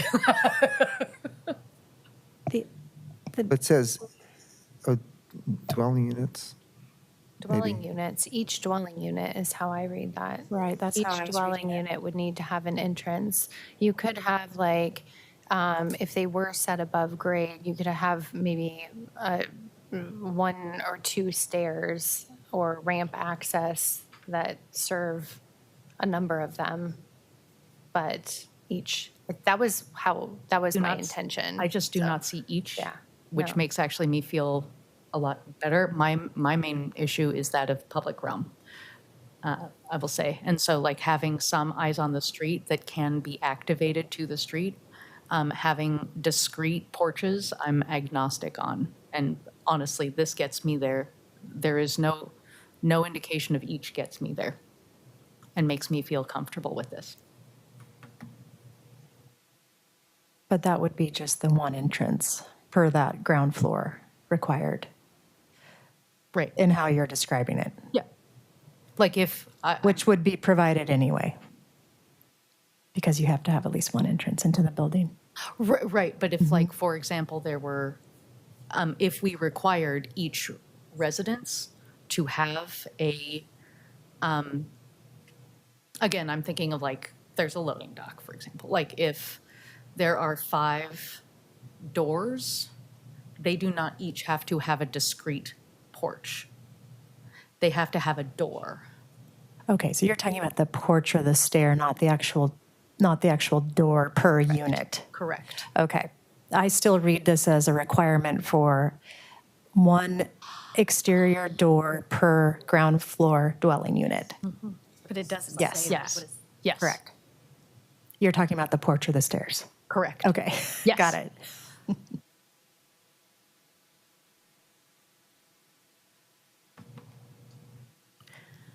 Chair Rowell, do you mind if I just clarify? I mean, I think, sorry, I'm a little bit lost in the conversation, but this original staff proposal was to not require a door for each unit. There's the door and the porch. Right, and I think right now we're looking at the difference between the intent and the language. Right. So I'm comfortable with the language. I just want to make sure that the language it actually meets the intent of what the staff was trying to propose. If not, I mean, obviously, we will go with whatever the commission is asking. Shannon, can you just clarify whether the proposed draft language is written in such a way that it's consistent with the staff's original intent, which is to not have a door for each unit from the street? This is not a staff Yeah, this is recommended a commissioner amendment. This amendment. is a commissioner, but based on what the design commission proposed, and these were their words, I don't believe that their intent was one door for 5 units. Right. I believe they meant each. Right. And I think the language conveys that intent. Am I missing something? Okay, it says dwelling units, any blah, blah, blah, blah, blah, must have at least one main entrance on the main. Right. So I think that each dwelling unit has to have its own entrance Yeah. as written. Okay. Yeah. Yeah. Yeah. I was Or just the getting ground stuck floor. on discrete porch and like I am now disabused of that, so I'm feeling great as a human. We still do not, I'm sorry, we'll say we are at 3:30. This is not, we do not yet have this actually proposed as an amendment. Would anyone like to do so? I propose Amendment 1, ground floor dwelling unit standards.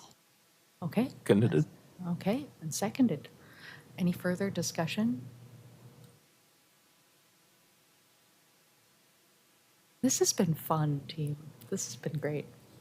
Thank you for, and I will say, like, thank you to staff for navigating all of these. Thank you to each commissioner, Commissioners Thompson and Spivak for doing commissioner amendments. These have been lovely.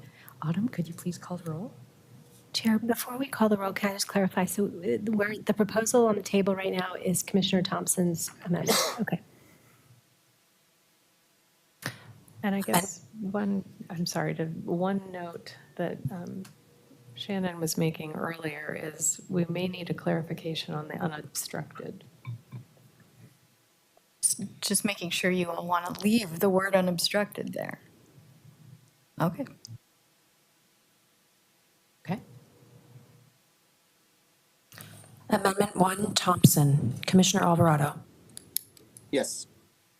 Commissioner Ames. Aye. Commissioner Brannan. Yes. Commissioner Knowles. Yes. Commissioner O'Meara. No. Vice Chair Pollock. Yes. Vice Chair Spivak. No? Commissioner Thompson. Yes. Chair Routh. Yes. The amendment passes with 7 yeses and 2 nos. Delightful. Okay, we are on to, are people comfortable staying for another 5 minutes or so? So we can bring this thing home? Thank you. Okay, so let's go to the full package. Is there do you have a cheat sheet, Cliff Notes, whatever we'd like to call it at this point? Joy, can you put up the slide? Yeah, there we So- go. Those are the proposed actions. Lovely. Okay, would anyone like to have the honor? So moved. Okay, so moved. And a second? Seconded. Okay, great. Further discussion, and just as a, it was all of the amendments minus Amendment 5. Any further discussion? Have we discussioned out? Okay, Autumn. This is a vote for the full package of the Central City Code Amendment Project as amended. Commissioner Alvarado. Aye. Commissioner Ames. Aye. Commissioner Brannan. Aye. Commissioner Knowles. Yes. Commissioner O'Meara. Yes. Vice Chair Pollock. Yes. Vice Chair Spivak. Yes? Commissioner Thompson. Yes. And Chair Routh. Yes. Woo. Nice job, everyone. Unanimous. And do we want to, we generally talk about transmittal letters. We get, if I could prey upon your patience for a couple more minutes, any main points we would like to hit? This isn't your only opportunity, but it is a good one. Yeah, Vice Chair Spivak. I'm concerned about scenic areas that, where the view is a skyline and it means you can't build a building. Great. But I don't know if that goes into transmission letter, we'll see if other people. We can think of that. discuss this as a potential for future work. Does that? That's what I mean, yeah, sound it's right? Yep. potentially future work. Next time scenic corridors come up, Central City is a lot bigger than downtown. Do we really want to be protecting views of buildings that would block more buildings from being added? Okay. Other thoughts?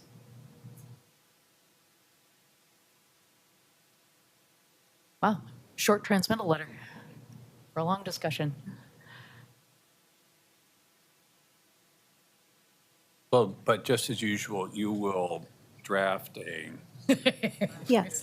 draft transmittal letter, We will draft a letter that reflects the discussion, and and then we can pick it apart. you can, yes. Okay. Yeah.